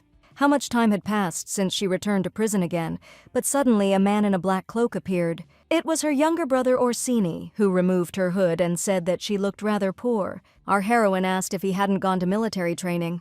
The young man asked her in response, why did she think he was here now? Because he had rushed to watch Kanna die. That was what her insolence had led to. He knew that one day trash like her would tarnish the honor of their family. The girl thought to herself that he was still as inadequate as he was before, after which she said that if everything was happening the way he wanted, then why wasn't he happy? What was that lost expression on his face? He didn't look like himself at all. The young man shouted, how much longer will she behave so impudently? Let her look at herself. She is dressed in an unknown manner, all dirty, and on top of that her face is covered in bruises. Kanna replied that it was just like after his beating. Okay, let him watch as much as he wants. It's unlikely that he'll be able to see her like this again, because it will never happen again. The young man hissed that she would soon be executed. No one could stop it unless her father or her so-called husband intervened. When Kanna began to calmly answer that she knew and no one was going to save her, the guy lost his temper and yelled that she could die tomorrow. Didn't she understand? Our heroine didn't understand why he was so angry. Wasn't this good news for him? Then she asked for forgiveness and said that because of her the family's honor was tarnished, and also now Addis was in debt to the imperial family. Therefore, let the young man not be too angry with her after her death. Is this what he wanted to hear from her? How sorry he was. That is, she was not sorry at all. Dying words were a waste of time, so let her leave here. Orsini said that she has definitely gone crazy. Really not herself. She is not the same Kanna Addis, which was before. Our heroine asked why he was talking to her then, because she was crazy and it was somehow wrong. Suddenly the guy told her to beg him to save her life and for his mercy, then he would save her. Kanna wondered if she had misheard it. If he had just said that he would save her, it was the funniest thing she had ever heard in her life. The princess died and she was locked in prison and sentenced to death. She could not even imagine such a turn of events. Since such an exciting undertaking is planned, why not take part in it? Therefore, I asked if he was joking, if it really could influence the verdict. The brother replied that this was impossible until the father returned, but he could take her out of here and hide her somewhere else. The Duke will of course say that he does not know her, and she will have to hide for the rest of her life. She can no longer live like Kanna Valentino or like Kanna Addis. She will have to change her name and live a wandering life. But there is no need to worry. If the sister wants, he will prepare a place for her where she can hide. The only thing is that she must swear that she will be his slave all her life. When the young man added that he should let this trash beg him on his knees, our heroine looked into his eyes and asked if he really believed her again. After which she declared that this crazy young man should get out of here immediately. Orsini grabbed her by the shirt and pulled her towards him, asking if she really meant to say that she would prefer to die. The girl replied that yes, so let him disappear. The young man got mad that if she wanted it that way, then please, this death was just for her and he was very happy. The girl thought to herself that he had finally left, otherwise he had stuck to her like a leech. Did he really think that she would grab his helping hand? Neither him, nor her father, nor her husband. Now she doesn't need anyone's help. She will protect herself. The sun will rise soon, the darkness of the night will be replaced by the sun's rays. Today is shaping up to be a very noisy day. Everyone will be stunned, especially the Empress, who will fall down from shock because the princess is alive. The Empress asked what she had just said. The maid muttered that Amelia had come to life. The woman did not understand how this was possible, because she personally checked that her heart was not beating. The maid said that the doctor reported that his pulse had returned, stable, like that of a healthy person. He also added that he most likely made an incorrect diagnosis. There's a could not believe it. She insisted that it simply could not be. But the girl asked for forgiveness for her rudeness and said that the emperor himself had already checked the princess's condition. She really had come back to life. The Empress screamed, "How many times do I have to repeat this? This can't be. How dare she lie about it? Everyone knows that Amelia is dead." But her daughter appeared in the room and asked how Her Majesty had been doing all this time. Let her mother forgive her for the trouble she caused. After which she asked what was wrong with her face. Wasn't she glad that her child was alive? When the woman smiled crookedly and said that she was happy, the girl then asked him to be happy for her. There's a thought to herself that her daughter was a stain on her reputation, a failed creation of a woman, something that made her a laughingstock, trash that she carried like a burden. The child who was to die, the daughter she killed. The emperor said, how could a youth in whose veins his precious blood flows be like that? If the records of his daughter's terminal illness remain in the imperial genealogy, then after his death he will not even be able to look his ancestors in the eye. The descendants of the imperial family are pure, no one had any diseases. He means that there is probably impurity in the empress's lineage, and if the children of Prince Crescent will suffer from the same disease. After the emperor told her this one day, they never spent a night together again, as he considered her blood to be dirty. Does she even realize how much her reputation and the reputation of her precious son have fallen because of her? All this time, the woman has killed her many times in her imagination. She will not allow her to stand in her way and in the way of her son. That's why she used it, because no doctor could cure her, and therefore Canna would be powerless. And so it happened. She ordered to change into cotton clothes and said not to take a bath. Addis very seriously and calmly carried such nonsense. From that moment on, she realized that everything was going according to her plan. As the Empress had assumed, the princess died, and the girl was found guilty of this and sentenced to death. Now, Teresa could enjoy life and sleep peacefully, but as it happened that the dead Amelia came back to life again, the daughter said that she ran in for a short while to say hello, and now she was taking her leave. The daughter is alive. This all makes no sense. How did this happen? From what moment did everything go wrong? This method turned out to be wrong. Now, for some time, nothing can be done about Amelia, because if something happens after such a short period of time, she may be suspected of murder. But what to do now about Canna? The Empress cannot use a pawn that she has already moved because it may become a problem in the future. Things got very complicated. The princess was unconscious, and that's a fact, so Canna can be charged with attempted murder. The Emperor, as last time, will instruct her to deal with this, since he always clings to any opportunity to insult Addis and Valentino, so we can stop there. In the meantime, it is necessary to lie low and wait, after which she realized since when she began to itch. As soon as Her Highness looked at her hands, she saw exactly the same wounds as her daughter's. The woman began to panic. Her whole body itched wildly, and she did not understand how this could have happened. Our heroine thought to herself that how could you accept something from a stranger and then use it? Morning came, but Canna's execution did not take place, neither the next day nor later. The only thing the Empress did not lie about was that her daughter was very kind. The princess always apologized when she was wrong, and along with her apologies, she tried to correct herself.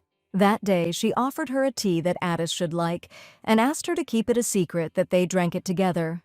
According to Mother, this is a very, very expensive medicinal herb, so she said to drink it without sharing it with anyone, since it is impossible to get it here. But when Amelia opened the bag, the girl saw something strange in the tea. There were roots of aconite, a poisonous plant that was once used to kill silently. Sometimes in small doses it is used as a medicine, but you have to be careful because it is toxic. After which she asked, when the Empress gave it to her, how she told her to take it. The girl replied that she had received it this morning. She didn't tell me how to drink it. She said that the mixture doesn't last long, so it needs to be drunk quickly, within 4 days. Canna had a very bad feeling that if I take it in such quantities, and for 4 days in a row, it will definitely lead to death. Is it possible that this is a coincidence, since Thersay does not know much about Oriental medicinal herbs? Why, when she began treatment with her decoctions, did the Empress give this poisonous collection? If Amelia dies after taking aconite, isn't this a good opportunity to set her up? It's all very strange. A woman who desperately wanted her daughter to get better entrusted the treatment to her, who has a terrible reputation and no education. At the same time, she herself was late with the delivery of the medicines that were needed for treatment. When she asked Cullen for herbs for Lucy, he got them the very next day. The fact is that all the plants that she requested from the Empress and brother are listed in the Encyclopedia of the Eastern Continent, and there are no problems with delivery from there. If one has enough power and money, then one can find everything in any quantity and at any time, but in the case of aconite, everything is different. There is no record of it anywhere. The local encyclopedias left out a lot of things, so she decided to write them down separately for herself if she remembered anything. Is it possible that on the Eastern Continent, all of its properties have not yet been discovered? Even if this plant is unknown there as poisonous, then in the West no one knows about it for sure, and no one is trying to get hold of it. There is not a single person who would sell the Empress an unknown plant under the guise of medicine. It turns out that the woman intended to buy this poisonous herb, a plant obtained with difficulty, not for treatment, but for poisoning. It is unknown what the reason was, but she did it in order to kill her daughter. Ada's family and the wife of Duke Valentino, for everything, in order to disgrace these families, but none of them will come to intercede, so they will blame her for everything and close this case. It was a trap from the very beginning, but they attacked the wrong one. It's not easy to fall for the hook, after which she told the princess to listen very carefully from now on.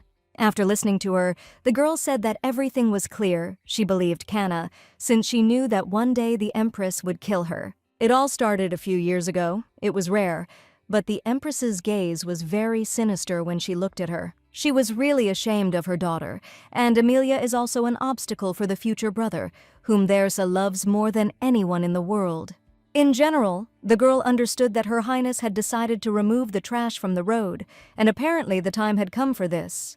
Our heroine asked if she really plans to just die. Personally, she does not want to die, being falsely accused, because she really wants to live. Having placed a cup in front of her, Kanna said that, first of all, let him die. The Empress would try to do it anyway. Just until she stops being ashamed, let her continue to poison herself with this aconite, and in general, it is better to fall into this trap. Or, to be more precise, they will pretend that the girl got into it. The Empress will understand that it doesn't work and will never use aconite again. Then the woman will look for a new way to arrange the murder, and this will allow them to gain time to stop being a shameful daughter. So let the princess trust her. She has some idea.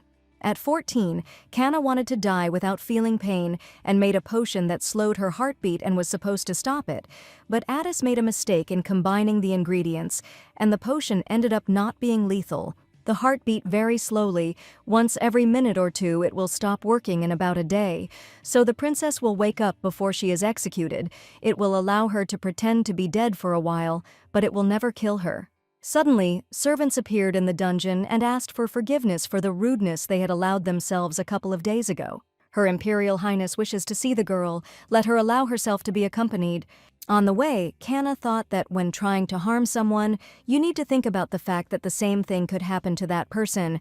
Anyone could find themselves in the same situation. There is no need to look down on others in a situation where neither doctors nor medicines can help to cope with the burning itch. When it hurts a lot, the only thing left to do is cling to the one you considered a disposable pawn. Upon seeing the Duchess, their essay immediately began to order her to be cured as soon as possible.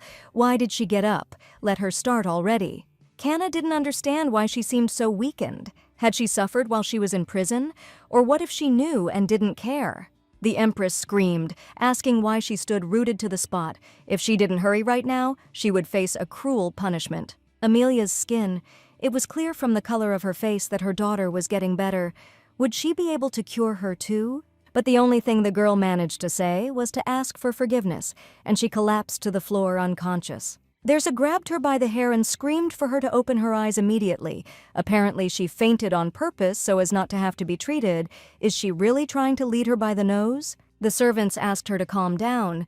It seems the Duchess lost consciousness due to fatigue from being in prison. The Empress ordered them to do something, to pour water on her and wake her up, but she thought to herself that she was sick. Her flesh seemed to be burning to the very bones. How dare she pass out?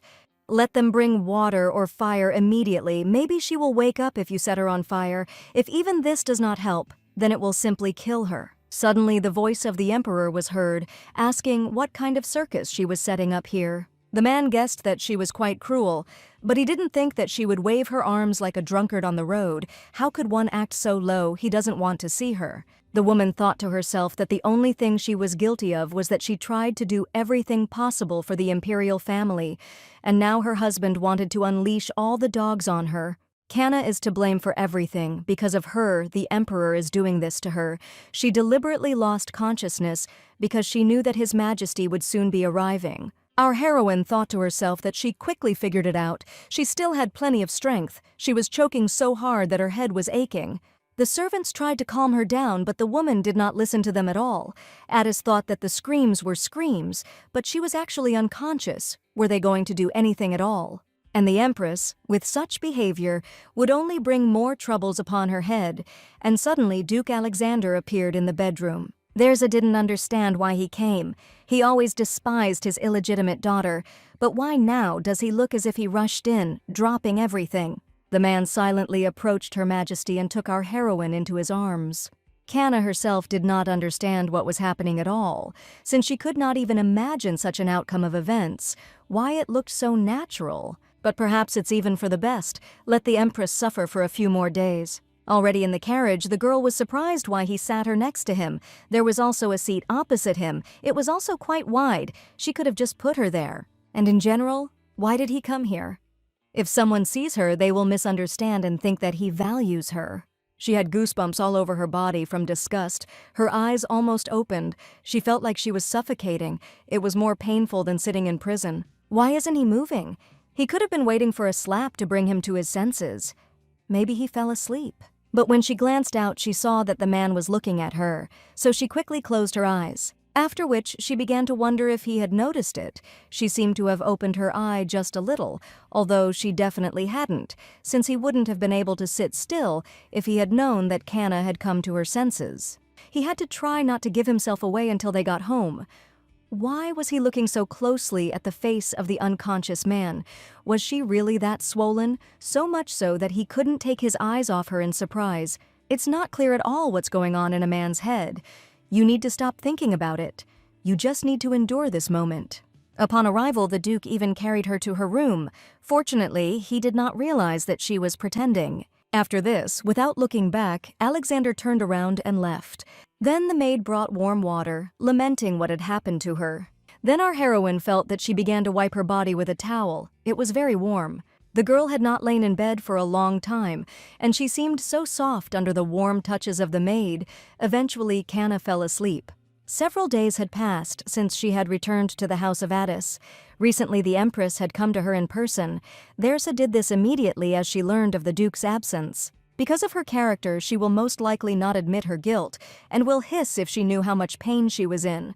It seems that today, the woman came again to vent all her anger on her, after which she heard a cry for her to give her medicine quickly. But she doesn't care about the Empress's character, because she is just a character whose value lies simply in her existence. This will be her salvation, like a miracle coming from heaven. Will she ever be able to forget how all the pain and suffering began to disappear before her eyes? This will forever remain in the memory of the Empress. From that moment on, Dronzer will owe its existence to her. When the woman fell ill with this disgusting disease, she was accompanied only by pain, and more pain, as if her whole body was being burned and torn to pieces. It all did not stop for a second. Neither strength nor power, nor the fortune she had accumulated over the years, could in any way ease her suffering.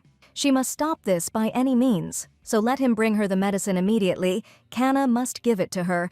Addis must do everything for her. However, the Empress was confused when she finally received the necessary mixture. Teresa was shocked because after this all the pain disappeared as if by magic. It was not an easy medicine. It became a salvation for her. But the feeling of incredible relief lasted only a few seconds. The real torture begins the moment there is a glimmer of hope. She needs more medicine. This is not enough. Therefore, she began to ask for forgiveness for everything that she did to her. Since she was wrong, let her forgive her. The shame, humiliation, insult, and anger that she felt a couple of days ago no longer matter. Now she just wants to get rid of this pain. Continuing to sob, Her Highness thought that now this girl was like God to her. The woman will give her everything she has. Just please let her give her the potion one more time. Our heroine said that after observing her, she realized that her illness was similar to her daughter's, but due to her age, it seemed that her condition had worsened and become worse than the princess's. Don't worry, the diseases themselves are similar, so making a medicine won't be difficult. But the effect of it will be short-lived. Like last time, unfortunately, at the moment she could not develop the perfect medicine for this disease. Teresa exclaimed that she would be glad even for a moment. But the girl objected that there was no need to say that, since she was going to cure her completely. The Empress thought to herself that she would really make so much effort after the woman had treated her like that. If it had been anyone else, she would not have done so. She said that how could she, a subject of the empire, close her eyes to the suffering of the mother of the entire empire? She will conduct research and try to create a medicine that could prolong the pain-relieving effect. Perhaps someday she will be able to make a remedy that can completely cure her. Teresa did not understand how this was possible, how one could show mercy and sincerely care for a person who had done so much harm to her, how wrong the woman was from the very beginning, how stupid she was. Kana is different from ordinary people. When the girl added that she needed the materials, the Empress exclaimed that she should just say what she needed: money, assistance, herbs, and everything else that she would need for the research. She would prepare everything. Let her forgive her once again. Thank you very much. Her Highness is simply immensely grateful to her. Our heroine thought to herself that her plan had been a success, and now she could have a little fun. The highest-ranking person in this empire cries and whines at her feet like a wounded animal, after which she said that she was very sorry. How did it happen that she caught this infection? After Addis gave the Empress medicine with a short-term effect, she began to fulfill all her wishes. A herbal room appeared in her laboratory, and it was filled with various medicinal plants from all over the eastern continent.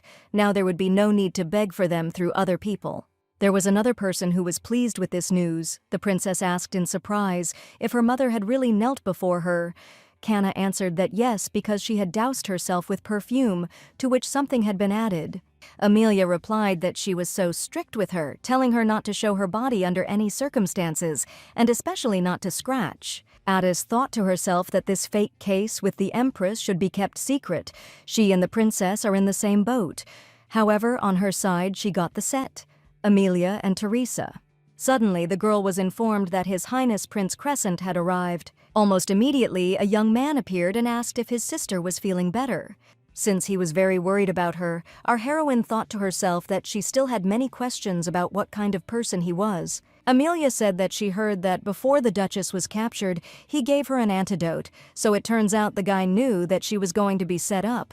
The young man replied that he knew that his mother was going to do this. I'm not sure if she knows about it, but from the moment Kana began to treat her, the Empress forbade anyone to approach the palace. He tried to stop it with his own methods, but his mother found out about it every time and blocked his path.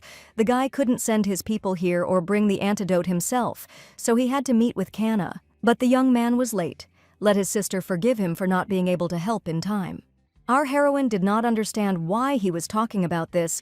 Amelia must now pretend that she does not know about the Empress's plans, why he came and told about everything, after which the young man asked what his sister was going to do next. If she wished, he could act as a witness, whether she wanted to tell her father everything. The girl panicked that he was lying. It couldn't be that he just helped. Crescent came to pull out the sprout by the roots, and it was Amelia. The Mercy Count's family dominates the continent due to their wealth. They are an elite family that has produced many empresses. The current one is also from there. The head of the family is the younger brother Teresa. They are known for their close relationship, so much so that the will of the woman is equal to the will of Mercy. If Her Highness is accused, the whole family will be involved, and Crescent, who received patronage from Mercy, will lose his strongest and most powerful support. The prince, who is in the midst of a political battle for the future throne, has decided to challenge the Mercy family and the empress. This cannot be. He is checking whether Amelia is going to take revenge. Unexpectedly, the princess said that she did not understand at all what he was talking about. Does your brother want to say that Her Majesty tried to poison her? Amelia doesn't understand what he means. Let him not say such things again. Suddenly someone will hear. It's even scary to imagine what people will think. The young man asked for forgiveness and said that he seemed to have misunderstood something. His sister was very wise. Our heroine thought to herself that the princess had guessed, and that was of course good, but there was clearly trouble with this imperial family. The empress tried to kill her own daughter, and the brother and sister do not trust each other and hide their true faces. Is it even possible to survive in such a family without shedding tears and blood? It is only surprising that the prince acted like a true brother and gave the antidote to save Amelia. It seems that this was his last piece of conscience, then said that it was time for her to go. After that day, time flew by quickly, and 2 weeks had already passed, during which time the capital became quiet. It seemed as if several decades had passed since the news of the princess's death and her execution. As a rule, in the hustle and bustle of everyday life, other people's stories are quickly forgotten, and she didn't notice how her life became calmer. The princess's treatment is going well, and she is close to a full recovery. The Addis men went to the black fog again, and Chloe and Isabel don't touch her. Suddenly, knights appeared and declared that Countess Josephine Ellister gave her the order to return home immediately. Canna didn't understand what was happening, why there were so many of them. She herself had kicked her out, and now she was calling her back. And in order to convey the order, she sent a whole squad. It's like a threat. If she doesn't agree, they'll take her by force. It's unclear what to expect, but it's clearly not all out of good intentions. After which, she said that she was not feeling well and was still weak. They probably knew that she was falsely accused, put in prison, and the girl was released only recently. One of the men objected that the Valentino family also had outstanding doctors, and they would be able to look after her no worse than here. Addis thought to herself that she would be lucky if she didn't kick the bucket there. There was no way to come to an agreement with them, so she had to find another way. Suddenly Chloe appeared, who told her not to be stubborn and to go home, because her mother-in-law wanted the girl to come back. Escape also has its limits. How many months has she been visiting them? It was not just anyone who approached her, but her mother-in-law. Even if she feels unwell, she needs to go. If she dies, she must do so in the Valentino family. It is her duty as a daughter-in-law. After which she turned to the knights and told them to accompany her quickly. The men thanked her for their cooperation. Canna thought to herself that it was all a setup. No one was home, and this was the perfect opportunity to send her away. There was no point in resisting in this situation, so she replied that she would go, just let them give her time to get ready. After some time at the Valentino estate, the woman immediately began to scream that she was a disgrace to the family. Because of her, their reputation had fallen sharply. Does she understand this? Our heroine did not understand why her cheek was being used as a punching bag for everyone, while her mother-in-law was screaming at her, asking if she knew that now, because of her, they were talking about their family, if she understood what she had done. It was discussed in high society that the Duchess was tried in front of commoners, mistake or not, but she had caused harm to the imperial family. Because of what she had done, Josephine had to listen to all this talk. Let her not even think about leaving the house in the near future, after which she ordered to lock her in the room. When asked if she was going to let her out, the woman replied that while she was wandering outside the house, her reputation had suffered greatly, so for some time she shouldn't even dream about it. The girl objected that she needed to treat Her Highness, but her mother-in-law said to refuse this. Did she really want to do something wrong again? Ellister herself will tell the Empress everything. Let her never interfere with her medicine again. The Countess ordered that all her outer clothing be taken away from her so that she could not go out secretly, and also forbade her from wearing jewelry. Josephine left her in a nightgown with a thin cape and forbade her to leave the house for several months. This was enough to drive her crazy, but she tried to restrain herself. When the girl left the room and the knights tried to object that she should not go out, she sprayed some substance in their faces. Our heroine grabbed it just in case, hid it securely on herself. How good it was that it wasn't taken. Of course, if she had waited until the Empress ran out of medicine, Teresa would have come for her, but last time she gave her too much, and she didn't plan on sitting in the room for long. I really wanted to go out, but my clothes were too thin and all see-through. Sylvian's room is on that side. There is a high probability that he is not at home. In her memories over the past 7 years, he rarely stayed at home. So our heroine decided to go into his bedroom and steal the cape. While she was looking for where the closet was, a voice was heard asking what she was doing there. The young man asked what she was doing in someone else's bedroom and in such a state. Kana tried to cover herself and was indignant to herself that he could clearly see what she was wearing and didn't even turn away, and he still dared to look at her. After which she replied that she didn't know that he was there. If she had known, she wouldn't have gone in. Our heroine did not know what to answer to his question about why she came. She could not say that she wanted to take the cape to run away from home. Suddenly, the guy said that he heard about what she had to go through, but nevertheless, she looked better than he expected. The young man knows that she is trying to get out of all the difficulties, but is he aware that all her efforts are causing trouble for Valentino? Addis thought to herself that this was a sharp condemnation. His voice was like a calm lake, but what he was saying was clearly criticism and reprimand. An unpleasant accusation based on a misunderstanding, an accusation that she brought herself to death for attention.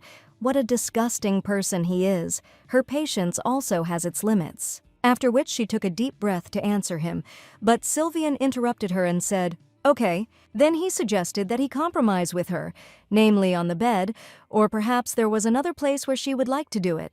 The girl thought to herself that he still did not value her at all, and said that it seemed he wanted something from her. The Duke replied that he did, after which he suggested that they live quietly and peacefully as before. In his opinion, as before, this, as the last 7 years, as Kana's whole life in general, to be more invisible than a shadow, to live as if it had never existed. Then she said that he wanted to sleep with her instead. Sylvian replied that this meant that he would fulfill his husband's duty in some way. Wasn't that what she wanted? Our heroine thought to herself that she had not given him any reason to think so, and he replied that he did not want that. She never wanted this, and besides, he offers her to tumble with him, looking at her with such a humiliating look. The young man replied that she had better be as honest as before. All her actions and words seem to him like a trick to attract attention, and it has gotten to the point where it has become terribly annoying. It seems like the guy thinks that it will be faster and cheaper to solve everything with the body.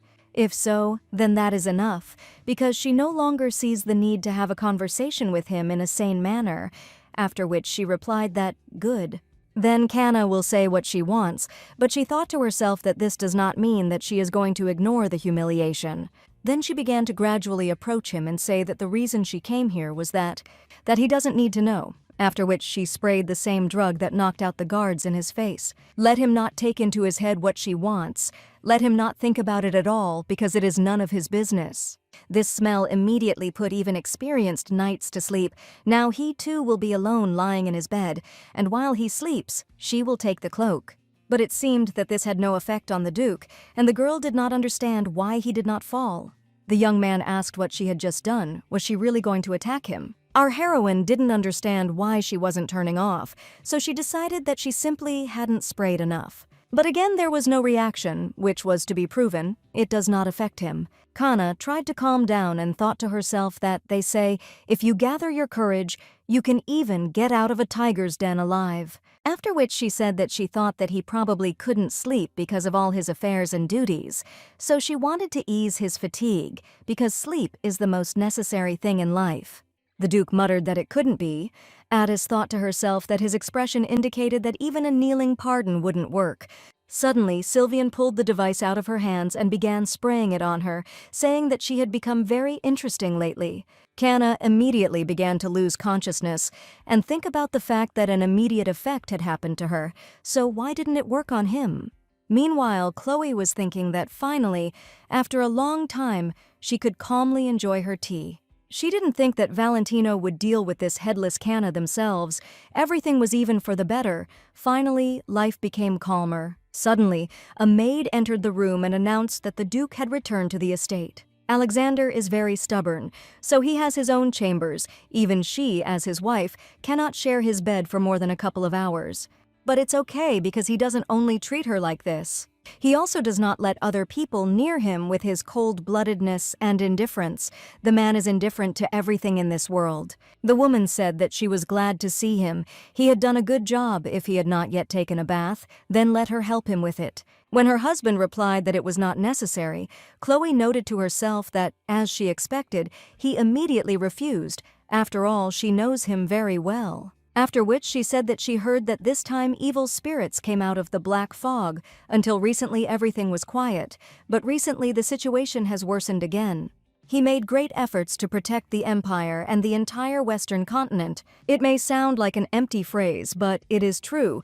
The descendants of divine beings are the paladins of the current magical era. If there were no descendants of the Alexander family Addis and Valentino, then the Western continent would have followed the same path of destruction as the southern one.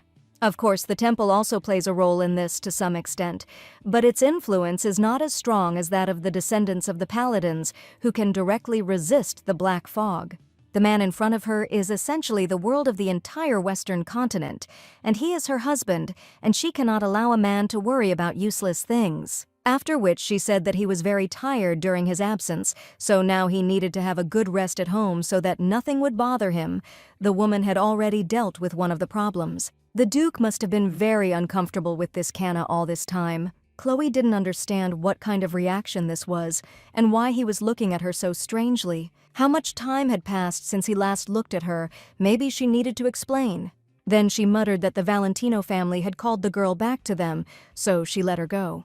The wife had the feeling that she was making excuses, as if she had done something wrong, and added that there was no need to worry.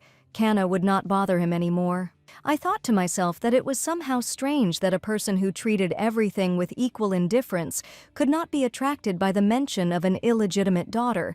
Because of what did this oppressive feeling arise? After some time, Cullen wondered if Canna Valentino returned back on her own. Mother replied that of course she left of her own free will, or he thought that Chloe had thrown her out.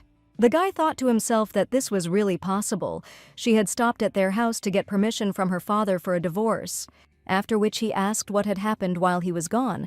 They say that his sister was almost executed because of a misunderstanding, but now she has started treating Teresa again. Isabel exclaimed, "What difference does it make? She has returned home, and that is good." The young man asked what his father said to this. The woman muttered what else he could say to this. Cullen asked his mother to talk about this in more detail, and Orsini exclaimed that he knew it would be so. She always ran after Duke Valentino, and in the end, like a little dog, she returned to him. How stupid. Canna planned everything from the very beginning to attract her husband's attention, but it didn't work. So she came back herself. How pathetic. Who would care about someone like her? The girl used him and the entire Addis family in order to attract the attention of Sylvian. Isabel asked why he was so angry about this. Orsini replied because Canna was a complete, hopeless fool. Let them just look at what this trash did to win Valentino. She fooled Addis, deceived him. That is why she did not accept his proposal, because she thought that Valentino would come for her. She was waiting for him and no one else. Cullen asked if something had happened between them. The brother objected that he could have something in common with this trash. Everything worked out just fine. Let him tell her that she should never come back here and not catch his eye, because if she sees him again, she will get into trouble.